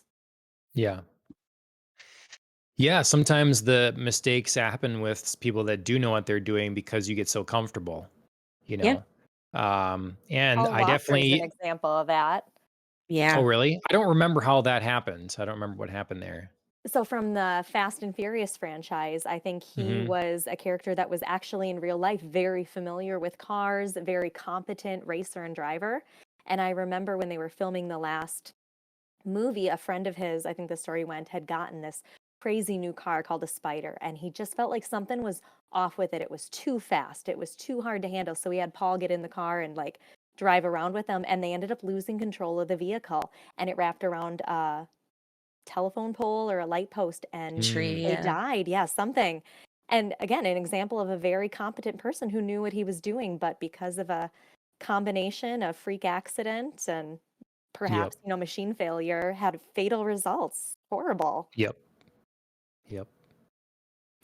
Well, lesson is, based on what we know right now, if you have something rolling on you, heavy equipment, car, whatever, just let it go. Don't try to get back in. I mean, if it's obviously if it's going to run into someone, but it's easier to tell someone to get out of the way probably than it is to, most of the time, let it go. Yeah. But, sad circumstance, but obviously glad to see that he's okay enough to be, reassuring everybody that he's stable, gonna pull through, hopefully least amount of injury or impact to his physical body / career as possible. hoping for a full recovery. Good luck. Yes. All right. The main topic of tonight, we have arrived. So it's big bold letters on the notes here. Webtoons. I do want to say that I myself wanted to broaden it a little bit just to like comics, because I know if I only talked about Webtoons, my list would be shorter than you two veterans of the this particular mode of comics. But also because, Webtoons is a way in which we consume a certain medium, so whether you're reading a physical comic from one place or another, or as I have with a Webtoon Solo Leveling, I've been reading it physically. Yep. It's just a different way to consume the same kind of media. So I wanted to, as we enter a new year and wrap up the last year, talk about kind of Webtoons, specifically how the two of you got into it, and what are your favorite series of all time, and then maybe what you've really liked this year. And then, as Andrea, as you mentioned here, something you really left you disappointed, and your biggest disappointment. So we might as well start with the first person that I know of that was reading Webtoons, anyways, was you, Dana. So, I mean, how did you get into it? What's your history? You mentioned earlier you didn't grow up with comic books, so how did you come to this? Where'd you see it? What'd you start reading? All that sort of thing. Thanks, John. I found it completely as a fluke. Like you said, I never read comic books. I never read graphic novels. As far as a medium for consuming literature, it was a big shift for me. But I think an ad for Lore Olympus popped up on my Facebook one day a couple years ago. And Lore Olympus is one of the stories on Webtoons, and it's a retelling of the Greek mythology story of the abduction of Persephone. And I am a huge Greek mythology nerd. I love everything about it. I've read. Persephone. Yes. I love every rendition. So that was what really drew me, was just my love of this original story and wanting to consume anything that retold it in any kind of way. And I remember there were probably, so how Webtoons works, for anyone who doesn't know, it's episodes are released and they're like chapters in a book, and then they're illustrated and like a graphic novel or a comic book, and it's something you scroll down as you read. And chapters, what would you say, Andrea? They take maybe 5 minutes to consume a chapter. They're not super Yeah. Less long. often, yeah. Yeah, less often. I mean, I would say for Lore Olympus, you want to take like a good 5 minutes. But yeah, I mean, typically something 5 or less.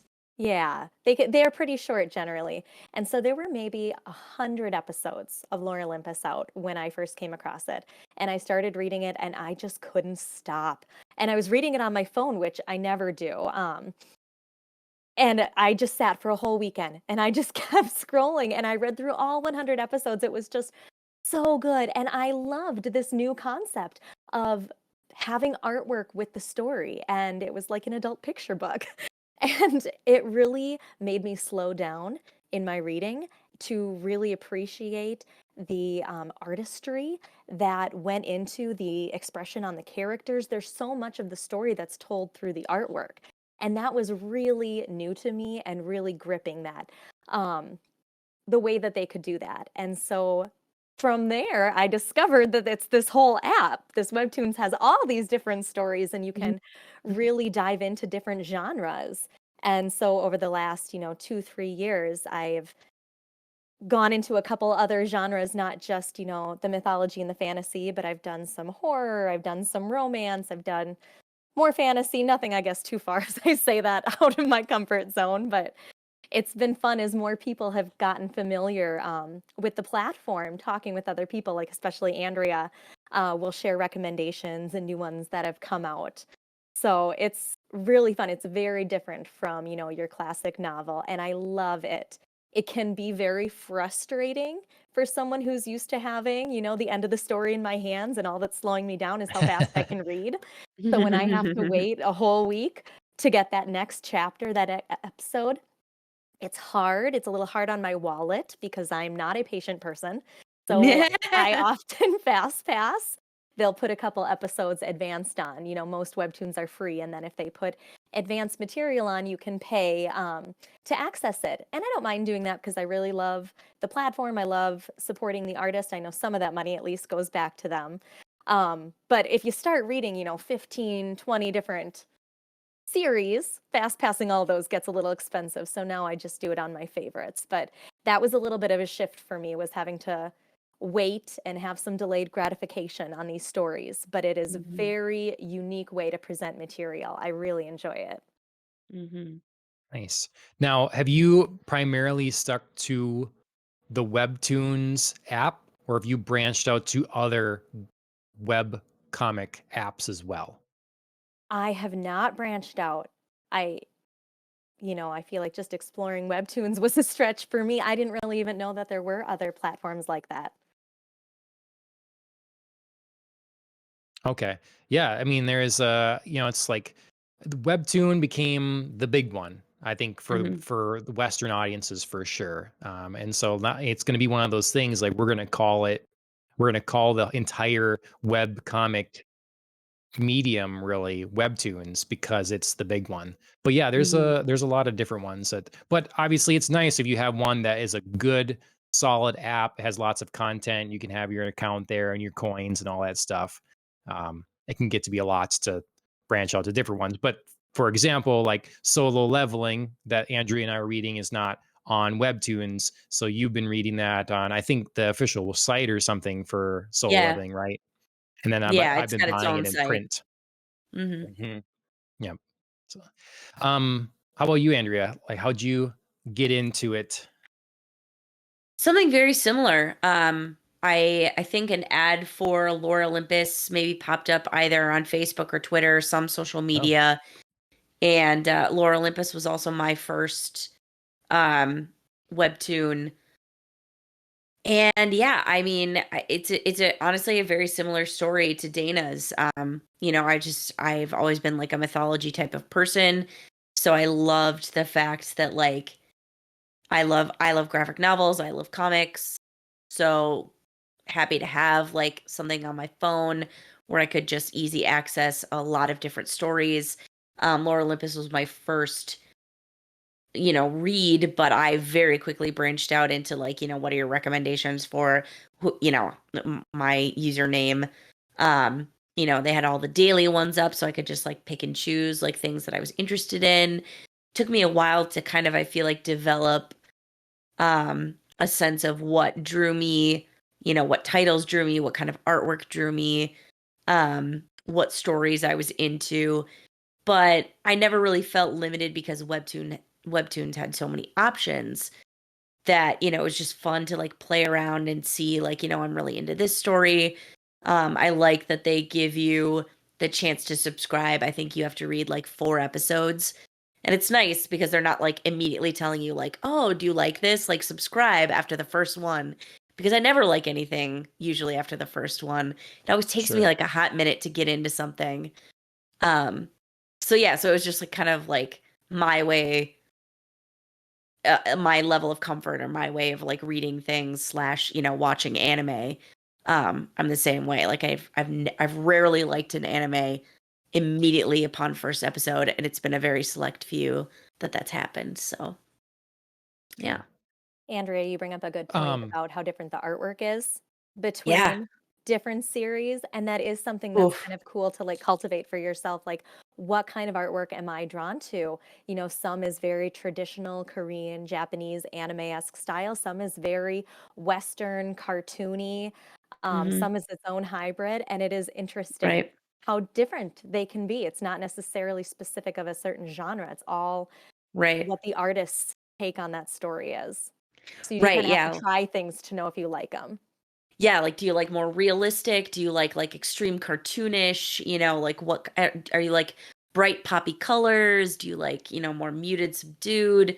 So yeah, it's fun to just like get exposure to people's artistic talents that way and just decide like, yeah, this is for me, or to occasionally try something out of your comfort zone and you like it or you don't, but it's an easy way to do, especially on this type of app where you're always finding something new. So you're never really, I feel like, shorted if you don't like something. You're like, fine, cool, next. Right. Dana, has reading Webtoons, has that one either made you like interested enough to go out and look at some of the series that have been made into shows? Because a lot of them are being cultivated and like made into like Netflix thing or something like that. Have you been interested in that sort of thing? And then has reading Webtoons made you interested in other forms of visual media, like other types of comic books, or is like, well, you're content with what you've had with Webtoons? No, that's a great question. It absolutely has helped me branch out into these other media forms that I hadn't really experienced before. It's a really nice stepping stone. I think the first thing I kind of branched out into was more graphic novels. So I got Paper Girls for Christmas last year, and it's Okay. actually, I've got it right here.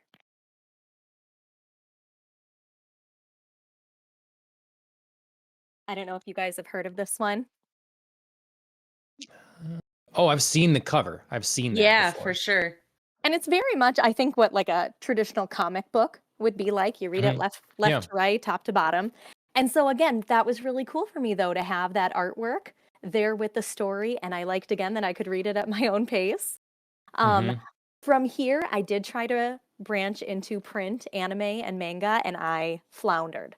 I had a much harder time finding things that I liked. You know, I had to buy things, so I couldn't like sample them like I can on Yep. Webtoons. So I bought a couple things that I ended up not reading. I bought my husband Death Note, which had all these great reviews. And we had such a hard time reading it because it was very traditional in the fact that it went back to front, right to left, and my brain did not work that way.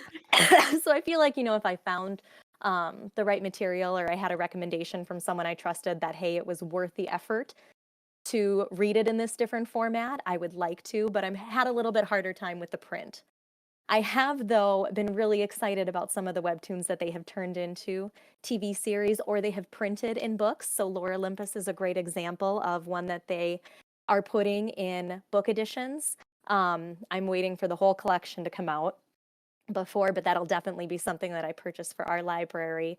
I think that that is such a cool natural progression for these creators. I think that that's just, again, another way to expose people who might not have found them on the app but are more traditional readers and hopefully have the reverse effect of bringing them to Webtoons and helping them expand that way. But I am excited, you know, with anime then too. That's where some of these series have gone. I think the biggest one, I haven't actually found any better anime series or that I've read, but True Beauty was one that I read the entire Webtoon series on. I liked it a lot, and I know that that is in the process of being made into a show, which I will absolutely check out. I'm very curious how they do the rendition. Yeah, I've talked about that too. Have you? Yeah, I read True Beauty as well. What did you think of it? I liked it a lot. It didn't make my top cut, I think. Yeah, it didn't quite make my top cut. It was in contention. But I loved the story, and for a while it really, really hooked me. And then towards the end, it was good, just faded a little bit. Yep, faded. Yeah, for sure. But yeah, I was excited. Like, I think it makes a great natural like jump to a K-drama. Yes. I like too that it really, a lot of these ones really pull you into Asian culture, just because a lot of the creators and storylines are based around that. And again, that was something that was really new to me, but I found myself really drawn to. And the more I learned about it, the more I picked up on the subtle humor and the subtle cues that the creators would put into the story and into the artwork. And I really have gotten into like, this is kind of segue, but tattoos and tattoo shows. So we watch a lot of Ink Master. And so learning about like the Japanese style of tattooing with, you know, the masks and the standard 3 colors. And then I would go and I would read a Japanese based webtoon that would have these colors and this artwork style and be like, oh, that's a cultural thing. So it's just cool, broadening my own horizons. Sure, yeah. No, I think I think it's great. I think it's it is a sign of quality that, stories are being told that can be so universally appreciated. I think we were talking about that last week or something like, and just how um, it's, a lot of times it seems like for a while there was these Japanese companies, Japanese in particular, that would be thinking that there wasn't an audience for their content in the West, and then are shocked to find out that their thing is well received and Hmm. does well in the theaters, or selling lots of copies or whatever.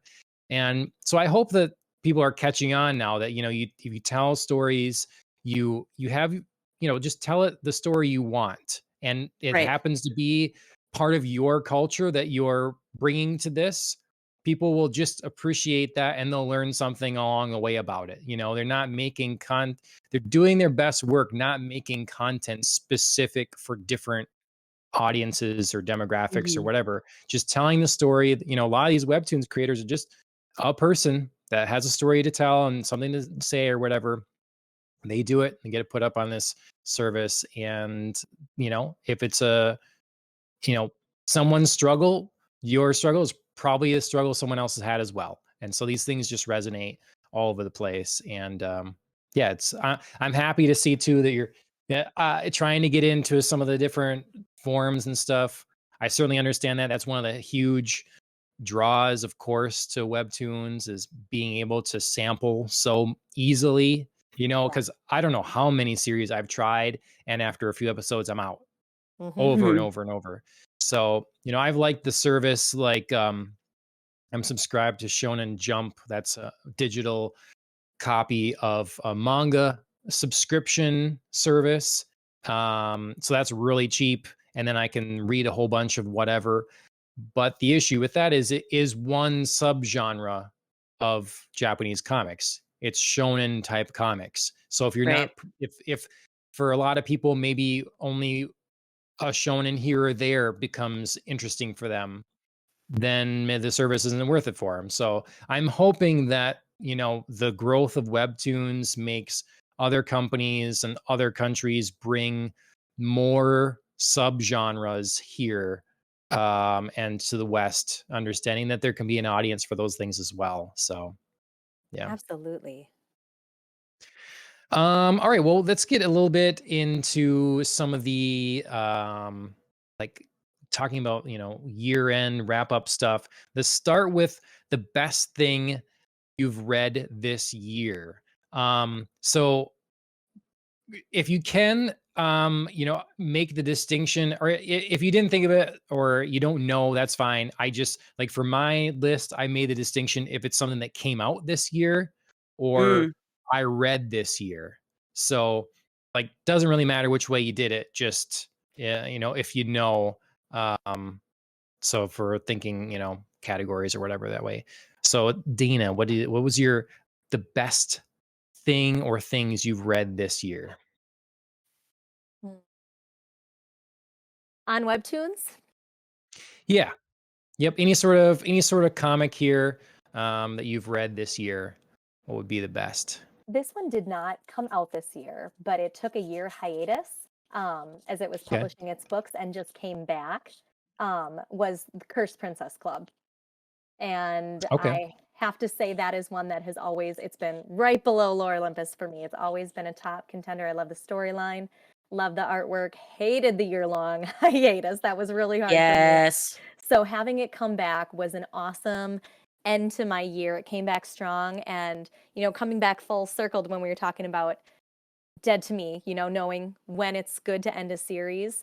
The creator of this one has said this will be the final season, and she wanted to Hmm. give it the due diligence to tie all the loose ends and wrap up the storyline exactly the way she wanted, in a way that was really Good. had a lot of integrity to all the characters. And so it helped me through the long break, but I'm excited Yeah. for how they came back and finishing up the story. So that was probably my favorite.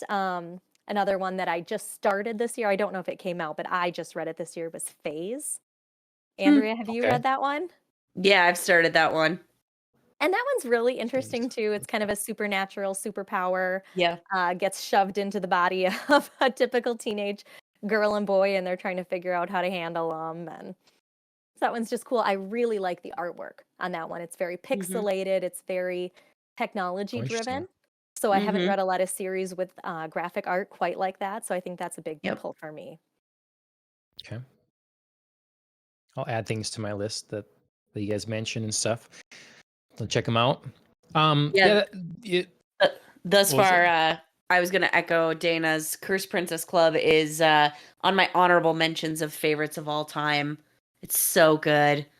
Um, it was kind of like a just a happenstance. I decided to read it.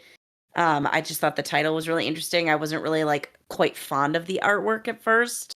So I didn't know if I was really going to get through it. And then just like the uniqueness of the story and the concept of like the literal Cursed Princess Club was just so cool. And each character that appears in this comic is just like amazingly developed with their own like fun backstory and personality. And I loved it. I still have trouble sometimes. I feel like group scene artwork, but I love like more close up of like individual characters. And like I said, the storyline is far more than enough to like carry me through any like visual hiccups.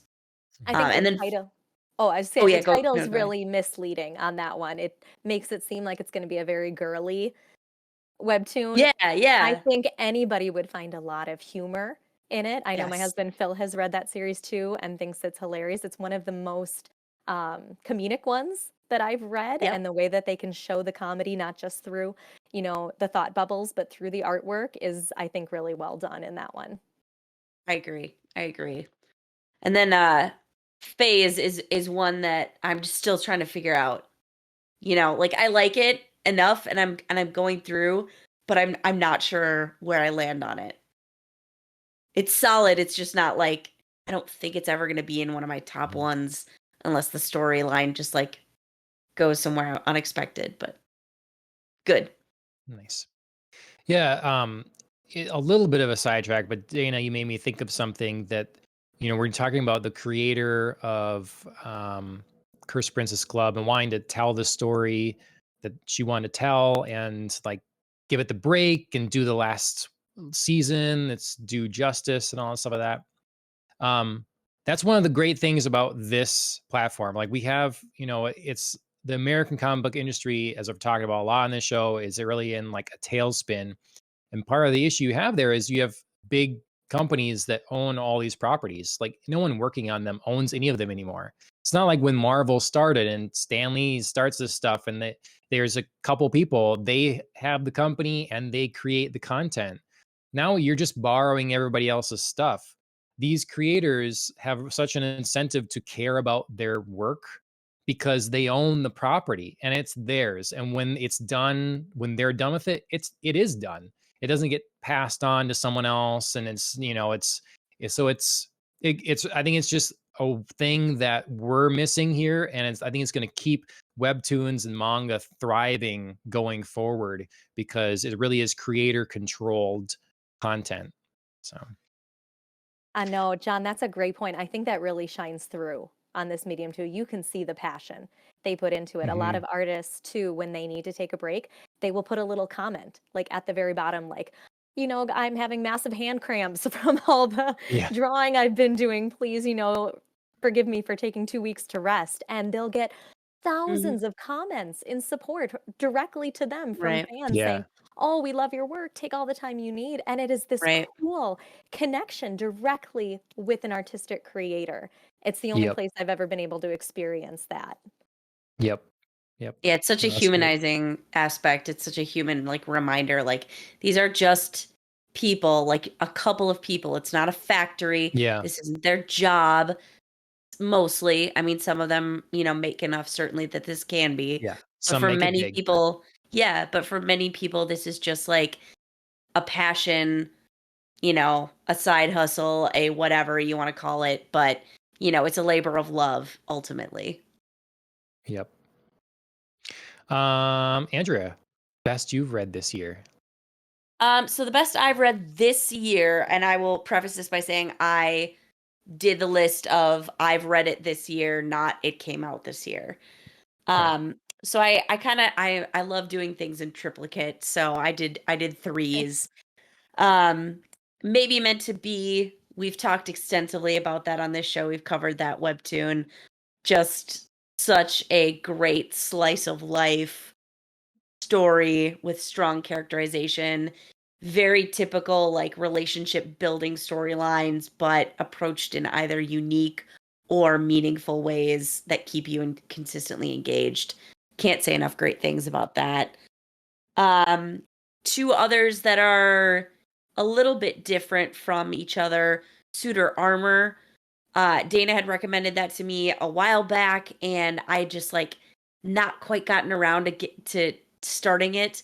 And I'm so glad I did. I love the story. It's so good, so unique. It's fantasy, like all the fun of fantasy, knights, fairies, like just this like medieval, awesome world, beautiful art, lovely characters. It kind of reminds me a little bit in storyline of like The Princess and the Frog with like Tiana and her friend, I forget like the spoiled one's name, like Charlotte? Question mark. Yep. Okay. Yeah, that's what that like Lucia and yes. Oh god, what's her face? Why am I having this problem right now? It begins with a K, but it's like Kiri or Kira. Yeah. So like their relationship reminded me of Kiersey. Thank you. Yes. So yeah, so that's what their relationship reminded me of. So that was like kind of like that's cute. Like but it took like darker, more serious turns than I expected, but not in jarring or ways that felt completely out of touch or out of place with where the story was going. It was unexpected twists that were well done. So that's what I liked about this story. There was a lot of like fluffy fun to be had and a lot of like cool magical lore to build up, but then some like really serious storylines that were very compelling. So Suitor Armor was one of my favorites.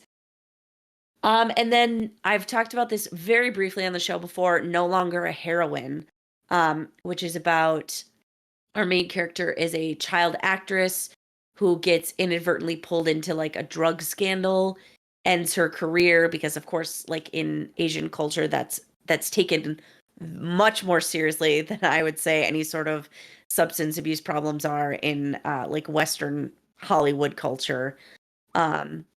So like even just like the hint that potentially she was doing drugs was just like enough to be like, it's over, I'll never watch her again.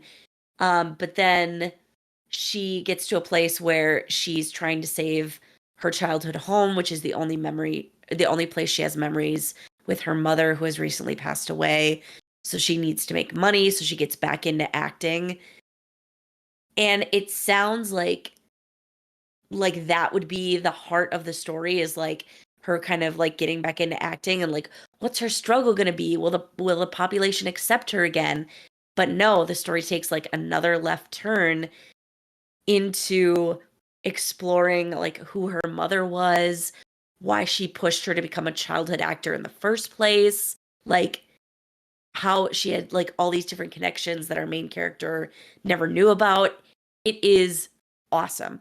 Like it started off good and the ending phenomenal.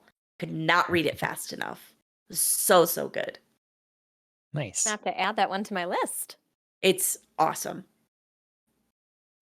Dana, was there one more you wanted to mention? I see another on your list. I don't think you brought up unless I missed it. Or did you decide to take that one off? Oh, I had a couple other ones that I had for just honorable mentions. Let's Play was a fun one. I think Andrea's read that one too. Yeah, that's on my honorable mentions for favorite of all time for sure. Yeah, I loved that one. Sub-Zero, that's a very cool one too. Very Japanese in its artwork and in its lore. It's about two rivaling clans, a red dragon and a blue dragon clan, and they marry the royalty from each one to try to promote unity, between their clans, but they face a lot of adversary as they're trying to blend the communities, and really just gripping story and artwork, lots of action. But then for one I'd read this year, just kind of a fun fluff story. It was called The Kiss Bet. And it's just about these high school students, and one has never been kissed, and she's built up this, idea of how it's supposed to be so romantic in her mind that she just can't get over it. So her best friend, who's a guy, is just like, just grab somebody and kiss them. So she tries to just randomly kiss this guy on the subway. And he is like, holy smokes, hands off, get consent kind of thing. It's very awkward. Well, ends up being a new student that transfers into her class. So it's kind of about the bond that forms there. It's very sounds cute. It is cute. It's very just typical teen fluff, but I enjoy the storyline. So if you need a light read, it's a good one. Nice. So I did you guys have gone like best you've read this year. And I included like all forms of comics that I read, because it was kind of a big comic book year for me, actually. Yeah. I won't delay on them too much, but let's see here. So all year I did a list of 1 through 10, but I'll just do 5. So my 5th one was, I talked about on the podcast before, but Kozor. So we talked about this one previously. I did a review of it. It's definitely a labor of love from Corey and Clayton Barton. And so it's a print comic. It's very Conan the Barbarian type of thing, but with a really unique, fun story. And I'm looking forward to more. That would be higher on the list, but it's shorter than a lot of other things I've read. So number 4 is the Batman Court of Owls, Volume 1. So I bought this from a high school friend a number of years ago and didn't read it for whatever reason, and it's just taken me a while to get to it. But that's been a good read. It's kind of become a classic storyline, and generally speaking, I'm a fan of the art, and I love the idea of large sort of secret society sort of things. So this has that. 3 is Hell's Paradise. So this is a thing. I think there's 12 volumes of this now. No, 13. So it concluded this last year, and it's a manga, and I blazed through it all pretty fast. Fortunately, I started reading it when it was going to be close to completion, and it's being made into an anime now. Yep. Okay. That's where I knew it from. I was like, man, I recognize that title. This spring, it's going to become an anime, so I'm excited for that as well. So that was really good. Number 2, the next 2 I don't have physical copies of. I read them digitally. Number 2 was Justice League Dark Volume 4 from 2018's run or whatever. I kind of had read these, the first 3, and then there's a Wonder Woman tie-in a while back, and then I finally got to Volume 4 this year. Really good story with Zatanna and Wonder Woman kind of running the Justice League Dark. Has Constantine in it, Swamp Thing. It has Dr. Fate. Lots of cool DC characters. It was a good read and a fun conclusion to that storyline. And then number 1 I've talked about on here as well. That's Gleipnir. I read power through a bunch of that. That's another manga this year. Bought those digitally. It is really it's a weird manga, original kind of idea. It's this guy that he can turn into this suit, this kind of monster version that kind of looks like a teddy bear, but he realizes that he's empty inside, like literally. There's a zipper on his back, and this girl that he saves sees that and unzips it, and she can get in and kind of control him. And so it's oddly sensual, but really kind of a weird story. It deals with her sister and like it's a story that's really out there, and I'm excited. There's finally going to be another volume of it coming out this next week. There is an anime of it. I don't know if it's any good. I'm really because I liked this so much and it stayed in my head so long. I'm worried about how it was translated. So I Yeah, haven't, and they haven't finished it and everything. So I'm just worried about trying it in a different way. for But sure. yeah, Scared to ruin a good thing. It's always hard when you see something yeah, adapted that you really love and you're just like, "Oh god, like here we go." There's always, I right. feel like, some level of trepidation in Hmm. seeing something, no matter whether it turns out good or not, like that initial just like getting over the, "Okay, here we go. Hope it's not terrible." That's hard. Yep. It's sad because we're mostly talking about webtoons. My number 6 was my one webtoon that made my list of top 10 for the year that I've read, and that was Maybe Meant to Be, of course. Um, I just I can't get enough of that one.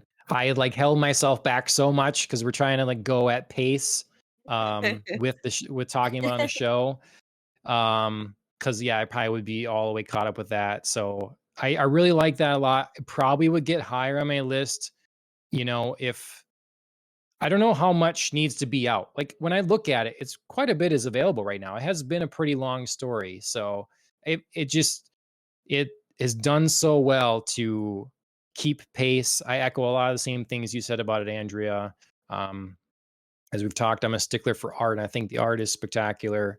And yeah, that's been my webtoon for the year for sure. That was really really good. So I know I've heard you Shocked. both talk about that one before. I am excited to dive into it.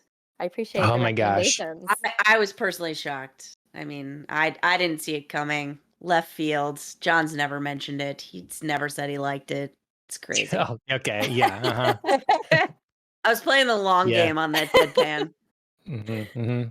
No, yeah, I I don't know. That one's definitely lived in my head too. Like it's one I want to talk about when I'm done reading it. I always want to talk to Ashley about what I've read, about what's going on there and what she thinks. So it's kind of set for me a high bar that like between some of the manga I've read and then reading that, it has been hard for me to get into some other webtoon series and stick with them. Like a lot of the people on webtoon, I feel like are initial early creators. They are developing their style right now as they're going, and it's not like the manga industry that's been around for a long time, and a lot of these artists that have been working there have been working for a very long time, and they've kind of honed their craft and all this stuff.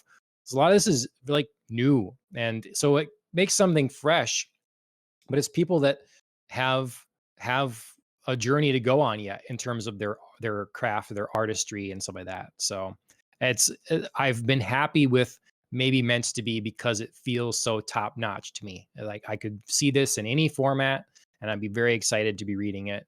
And yeah, whoever's writing it understands story and pacing too. It's like it's not like that feels like it's not their first rodeo. Like I want to know more about this creator. Have they written other things? What else have they done? How old are they? Like this person seems very detached. Like you said, you can't get a Mhm. hold of them or whatever. Like they don't have a social media presence and all that stuff. So yeah. All right. Favorite of all time. Dana, you mentioned some of them. Do you guys have an absolute number one that's it's just the plain the best? I've Either of you? had Like it I've had some, creep up toward the top and then fizzle out, but I think the one steady for me has always been Lord Olympus. It was the Yeah. first and it's still the best. It's so consistent. It's so Mhm. gripping. John, you mentioned how pacing of a story is so important. I think in Lord Olympus, Rachel Smythe, I think is how you pronounce her last name, is the My creator. guess too, yeah. She's from New Zealand.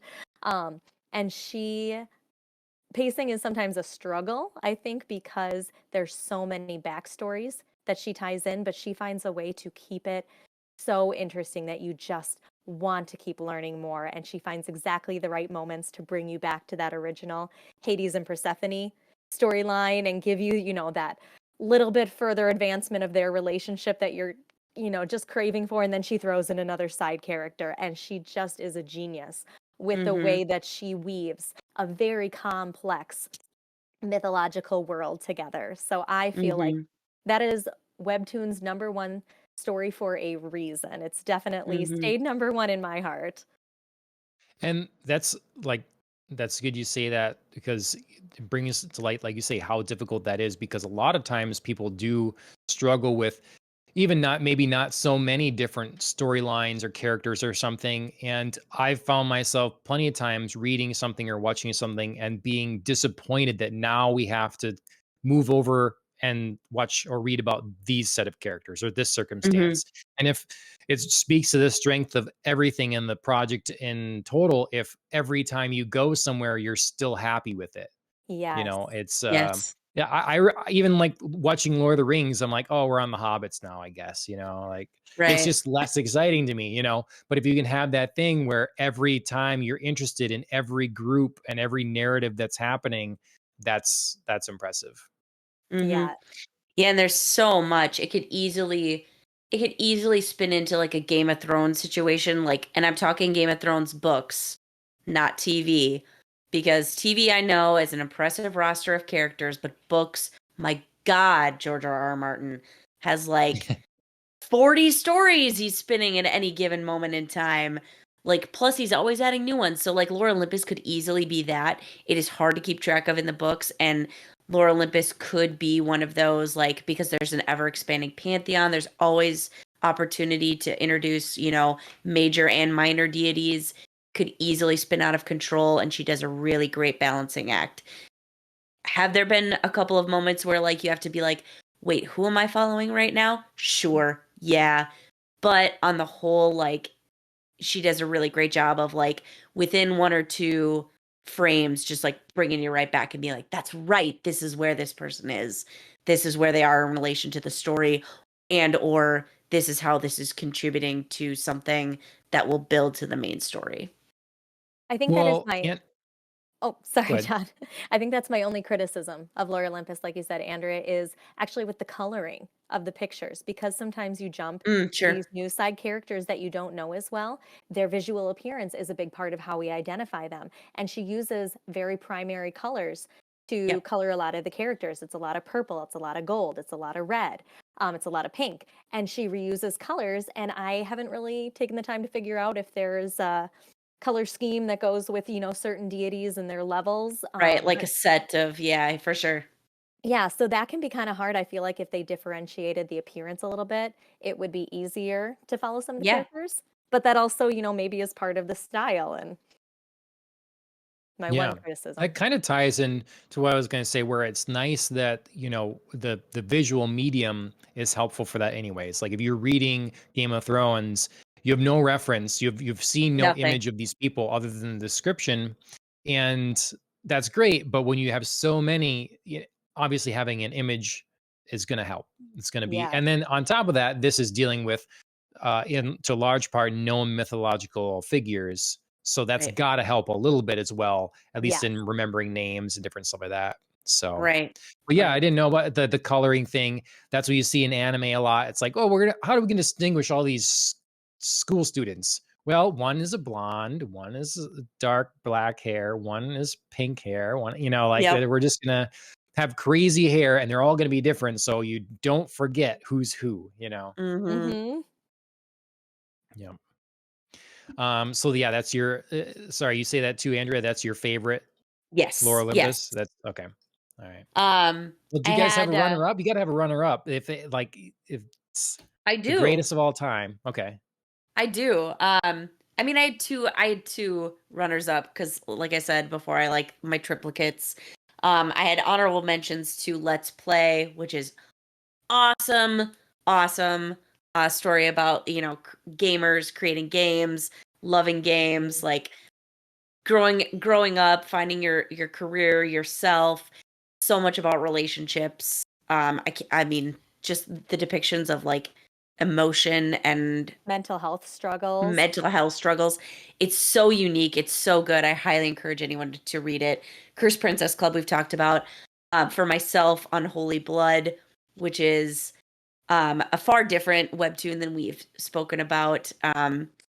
Main character is the last, seemingly the last in a race of vampires, but the public like knows about vampires and like has all these like rules about how to like catch them. There's like special parts of like the police force that are like dedicated to eradicating vampires. It's like crazy. I love the artwork though. I love the story. It's so good. But for my favorite of all time, two of them, one is the Wolfman of Wolvershire. Great choice. Which, it's so good. It's sexy. It's supernatural. There's like a very distinct time period feel, murder mystery, finding yourself, like finding background, like it's a relationship at the center of it all, but so unconventional yet true to the characters. They're such strong people. I love it. It's so good. And just like again, side characters that don't feel like, oh no, we're on these people. It's like they're such great additions to everything, and they have their own development that's totally different from the main characters, but necessary to bring together like this solid core cast of characters. Love it. Love it.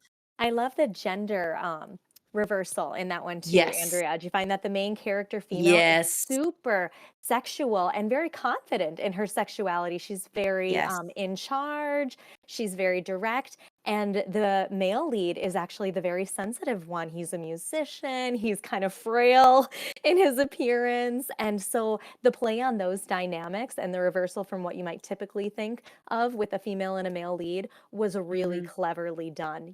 They both have their strengths, and they're not the strengths you would necessarily first think of. It's not traditional, and it's awesome. Yes. Yes, I absolutely love that one. It's so good. Just a blending, I think, of a lot of different great elements. Like I said, like romance, supernatural, like finding yourself and growing into adulthood, but then like also sometimes getting what you want isn't what you want. And you have to like learn about that too. It's and then solve a murder mystery with like this fabulous like mythological background. Absolutely excellent. I loved that one. And then another one I really, really, really enjoyed was Freaking Romance, which is another completed webtoon. It was one I started and thought was going in kind of one direction, and then it ended up in a completely different place. And there were times when I was like wishing that it would go faster and like get to like our main relationship, but by the end of it, I felt like no, that pacing was actually perfect for these like two characters who can connect with each other supernaturally. They live in the same place and yet not in the same world. So they're only able to connect through these like very at first seemingly random moments where they can like see each other. I really loved the development of their relationship, the development of our main character who had like a really supportive best friend who was maybe gonna, potentially also be a love interest. And then they decided to like play that out in a very natural, like we could give this a shot, but like we love each other and that's enough. Kind of, we don't need to like have romantic love kind of way. And then the series kind of like capped off exploring more of like the supernatural aspect of the storyline, which I didn't see coming, but was kind of like a fun ending, like, we're at the finale, ta-da, like let me show you something like really cool that I could do with this like different worlds, different times concept. So yeah, I really enjoyed it. It was kind of like a sliding doors, like our two main characters were kind of almost missing each other every time they made these choices. They had time limits on like, do you want to cross over into this world knowing like, this person might not be there. You might be leaving everybody behind. You've built, a life for yourself here, a measure of success for yourself here. Do you want to leave all of that? And it was just like towards the end, you were always guessing like, who's going to choose what? Are they going to cross and miss each other? Are they going to be in the same place at the same time? Like, how will this end? And so good. So good. Nice. Dana, do you have a runner-up? Best of all time? I do have a runner-up, and I am sad to say it's also my biggest disappointment. Room of Swords. Whoa. Okay, yeah. Good transition. What's that? Season 1 of Room and Swords was epic. It was about this character named Gyrus, who's an astronaut, and he wakes up on this planet, and he is in a video game, and it's written very much like a player one scenario, like the big start buttons up in the sky, and he's got to hit the patches on his suit to figure out what his mission is and what his energy level is. And he's got to beat these bosses to get through this level. And he comes across all these other characters, but he has this sort of amnesia. He doesn't remember how he got to this world, why he's here, but the other characters know him. And you go through the whole first season, and he's moving up in levels, and, his memories coming back, and you add the cast of characters, and it was so vivid. It was exactly like a video game, and every episode was like you were just playing the next world. It was so cool. It almost made my best thing I've ever read. And then it got overly complicated. Season 2 and 3 were so convoluted. The whole storyline is actually very complex. It ends up being, they're in this self-contained world called the Room of Swords, and you're talking about multiple different realities in an ever going loop, trying to contain this like giant evil that could collapse the world. And it just they were time jumping so much that, especially with the format of the series of the Webtoons medium, where you could only read 1 week at a time, I couldn't follow it. I even tried like stopping and taking a break and reading a big chunk at a time. And that helped, but it felt like it kind of wrecked the integrity of the platform a little bit for me. Sure. So that was probably just such a letdown. I had that's such sad. wonderful hopes for it, but that's okay. It was still worth reading the first season. And then I would recommend people stop there. Like another isekai that I'm very familiar with, Sword Art Online. And Phil would be I've seen some of them. Yeah, now I've heard that season 3 and different stuff is, redemptive, but yeah. Andrea, how about you? Biggest disappointment? Yeah, so I was thinking about this, and I was trying to come up with like, is there one webtoon that was like a really big disappointment to me, or something that I really thought had a lot of promise and then just was like, ugh, awful. And I didn't really come up with one, but I came up with like a similar theme of webtoons that have consistently disappointed me.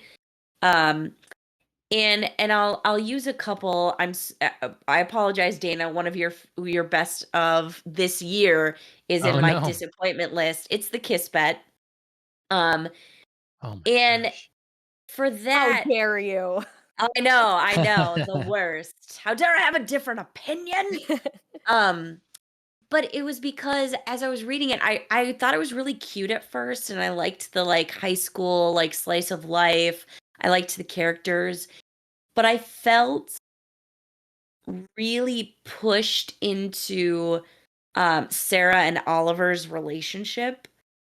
Oliver, the one that she like tries to kiss in the subway, for those of you who don't know. And I just felt so like shoehorned by it, that there was not like other things going on. Like everybody in the comments was so like, I'm waiting for this relationship. And I was like, just let the story develop. Like, take it easy, everybody. Like, she's got other characters and they're getting interesting. Like, I don't know if that's like what's meant to be happening, or if this is, like something that's spinning out of authorial control, and like we were supposed to just be focused on these two people. But I really, with that one, I felt like shoehorned in by, I was almost dreading these two getting together, because I found some of the other characters so interesting and the other relationships explored so interesting, that I just like finally had to stop, because I was like, I don't want to read this with dread. I don't want to like feel like they're inching closer to this conclusion, and I hate it because it's not the direction I would choose. So I had to stop reading that one. because I felt shoehorned in. And that's something it doesn't happen often, but when I have a contrary opinion, especially on like who should get together in relationships, I find it really hard to continue watching or reading something because I know everyone else is like ready for like this pairing to happen and I'm like, "Oh, I'm over here. I'm over here and I don't want to watch this." So that was something I found with like a couple of other webtoons too, where I just felt like the wrong pairing was happening or the wrong pairing to me, and I just didn't want to Yeah. read it anymore. I A can couple of other understand that. a couple of other webtoons that I found were disappointing. Were disappointing because I felt like authors ignored like very major plot things. Um and Midnight Poppyland was one of them. I thought it started off like sexy, like Yakuza story, like enforcer meets like girl who has accidentally acquired information. He's got to get close to her to get it back. And it was like fun and interesting and tense and like are they going to develop a relationship? And then suddenly like the author forgot the circumstances of how they got together and just like ignored that the main girl still had information that this like enforcer needed, and he was like never asked to make a choice about like is he going to turn her in, is he going to get the information, like what, like how come it's no longer necessary. So I was just like, well, that's like kind of huge, guys. Like I need you to like circle back. This feels like this webtoon went on a tangent. um and that's kind of the issue I'm having with a webtoon I'm reading right now that I'm still in, but I'm hoping gets resolved very soon. It's called "Marry My Husband," and it's a revenge story about a woman who like gets to go back in time and get revenge on her husband who's betrayed her and her best friend who's betrayed her. And this is not going to be a big spoiler because you learn it within like the first two frames of the webtoon. But she dies sadly of cancer, which her husband and her best friend obviously did not give to her, but she gets sick and dies, and they're in the midst of betraying her as she dies. um so she like gets to go back in time and she's like getting her revenge on the two of them, and it's super satisfying and I'm just like loving it. But all the while in the back of my mind I've been like, girl, maybe you want to like go to a doctor, get some like checkups. Just because you went back in time doesn't mean like you don't maybe have cancer anymore. Like maybe check in on this. It feels like a major plot point to just ignore because we're learning about the rules of her traveling back in time, but there's nothing to say that like she's magically not sick just because she traveled back in time. You know what I mean? Right. Yeah. At the very least, like go find out. And I Seems like an want just oversight. like, yeah, I want just like a normal like whatever like two frame. I don't care if it's a whole episode, but just like go to a doctor. I want to know. I'll sit in the waiting room with you. So, Nice. Yeah, my biggest disappointments, I spent a lot of time this year trying my best to get into new series and not knowing where to go exactly. And as Andrea's brought up, me being a stickler on art and stuff like that. So I've fallen off of a lot of them.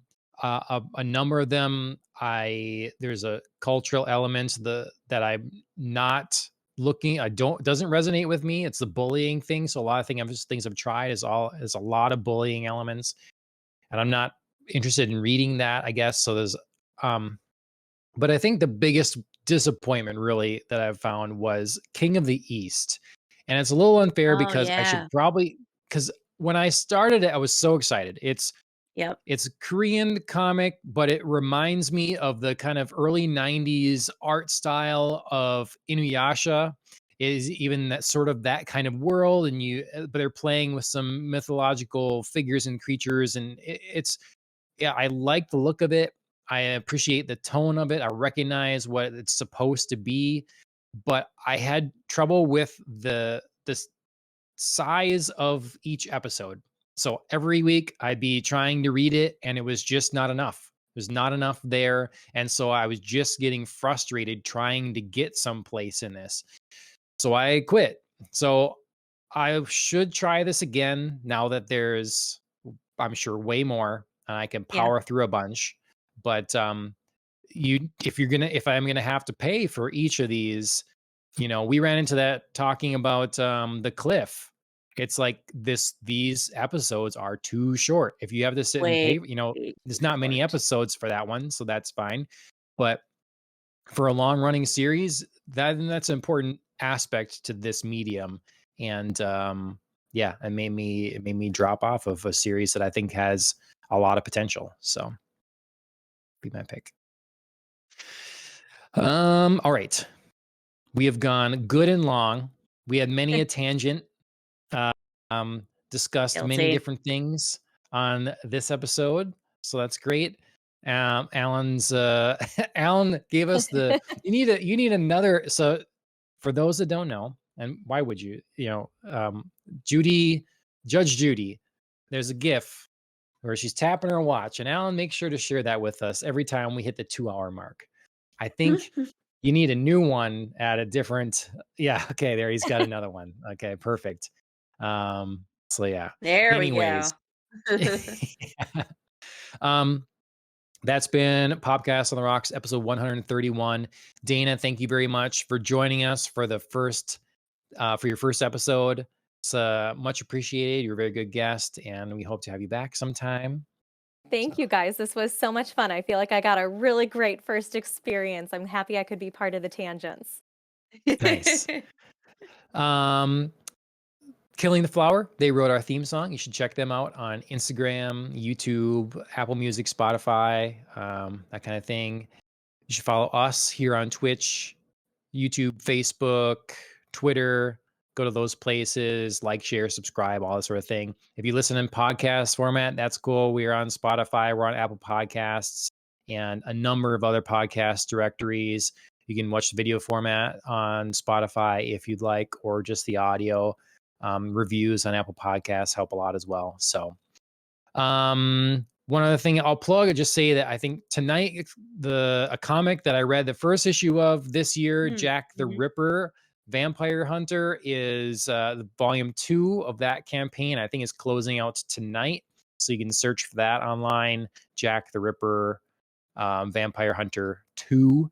So if you're interested in that kind of gothic horror history twisting story, you should check a look at that. Otherwise, that'll do it from us. Thanks once again for joining me, Andrea, and thanks for popping on for the first time, Dana. Talk to you guys later. Of course. Cheers, everybody. Cheers.